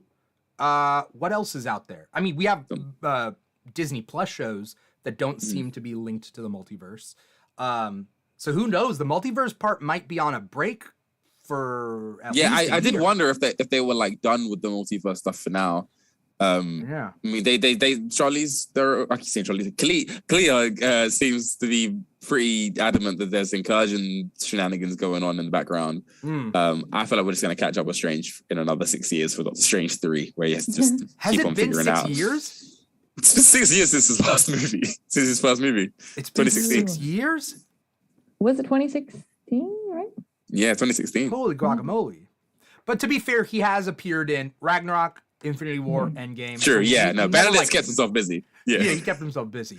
We'll see what happens. I have no idea what Marvel has planned, especially now that they're showing these random characters that are like, well, how do they exist in the MCU? So we shall see. I want to thank both of you guys for coming on the show and talking with us about Doctor Strange 2. By the way, do you guys feel bad if you call it Doctor Strange 2, or do you need to say the whole title? It's a mouthful. It's a mouthful. It's Yeah. annoying when I have to post something about it. Then I got to think about the hashtag. And The I'm like, hashtag's like 30 characters. yeah, but then I could go on like the Marvel's official page and they are not hashtagging multiverse, but they're like hashtag Doctor Strange. They're not even bothering. Yeah, it has an emoji too when you hashtag it on Twitter. Doctor Strange. Yeah, the little. Yeah. Yeah, but then they know that no one's trying to type out that. So it's like, when are we going to count that metric? Just give me hashtag Doctor Strange. Right. But thank you both for coming on the show and talking with me about this movie. Marvel movies are big, and I'm glad that I got my 2 first choices on this episode. I was really happy about that. So thank you both for coming out and spending a little bit of your time on this show. Question for both of you. Terrell, first, what's your social media? Where can we find you? What do you got coming up? So I am at Theories by T, basically everywhere on Instagram, TikTok, Twitter, and my YouTube is Theories by Terrell, but Theories by T will show up if you type it in anyway. And Twitch, it's there. I'm not going to promise that it's active, but it exists should you want to click the subscribe button on that too. As far as things coming up, just fun interviews I got kind of popping up all throughout May. So I got some fun stuff with, what's the top of my head? So Ms. Marvel, at some point at the end of this month. The new Bob's Burgers movie, I've got some interviews for that, which is going to be fun. Okay. I've got Lightyear. I'm told I'm not going to be interviewing Chris Evans, but someone from Lightyear is keen to be doing an interview. So Taika Waititi, maybe, I don't know. It's just a guy Bunch of below fun the stuff. frame holding a toy. Like, you're like, hey, I'm Chris Evans. And it's like, you're not Chris Evans. You're just a guy holding a toy. All right. Yeah. And I'm going to be at Star Wars Celebration at the end of the month. So if anyone else... Yo, are you? Yeah. Okay. Found out like properly. Because, yeah. Well, welcome then to my neck of the woods. Oh, yeah? I'm over here. Yeah, dude. Like, Anaheim's just right there. Oh, sweet. Well, I'll see you in a few weeks then, hopefully. No, I'm not. I'm not going to see you. I'm purposely staying out of your way. No, we're throwing a Keeg Star Wars Celebration after party on Saturday, May 28th, at a brewery that's like right down the street from the convention center. So like Darth Chaco's going to be there. Oh, great. Element 7. We got a lot of Star Wars TikTok coming out. So. Oh, great. So you're invited, I guess. Sweet. Put me on the list. I mean, I'll stand outside the door and wait. We're gonna have a bouncer with a list. It's like Terrell. I don't know. We got a Terrell. We got a Theories by T on the list. That's happened to me before. To me, has it really? Someone played a prank on me where they put my name down as Theories by T as a joke, and I was like standing up there for ages. Yeah, it was for like a geeky link up thing, but I was just like, what's going on here, guys? I feel like you're taking a quote unquote embarrassing moment, but it's really just a humble brag. It was embarrassing because I was standing outside this place for like 20 minutes and the guy was looking at me like, you're not on the list. And I called my friends and they were like, oh yeah. They say it was a joke, but I think they just genuinely just instinctively said, right, just like, put wrote down my name. Yeah. It'd be like when people call me the Keeg and I'm like, I'm not the Keeg. That's not my name, and I don't want to. That's not my like nickname or anything. That's the show. But all right, fair. But Terrell, okay, cool. I'm excited to have you here. You can meet my mom. Come on over. That's the main reason. Star Wars is the second priority. Yeah. Julianne, where can people find you on social media? What do you got coming up? Yes, Julianne's movies, both on TikTok and Instagram. And maybe today I'll be working on the last Moon Knight episode. And besides that, I really don't know. I am supposed to have like a series of videos come out.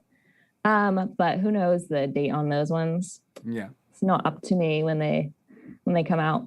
But they should be out sometime soon, which is fun. And thank you for having us. Yeah, of course. I can't wait for your episode 6 Moon Knight recap. I saw a picture of you as an alligator.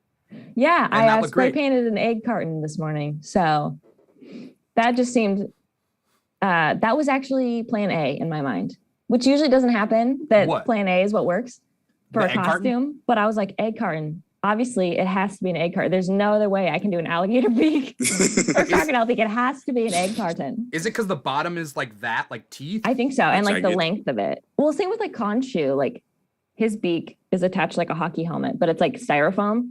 But it's like very elongated. Like it's like 1.5 feet from my face. Yeah. All your costumes and props and stuff are wild. Like anyone who's not checking out your videos on Instagram or TikTok, like is missing out.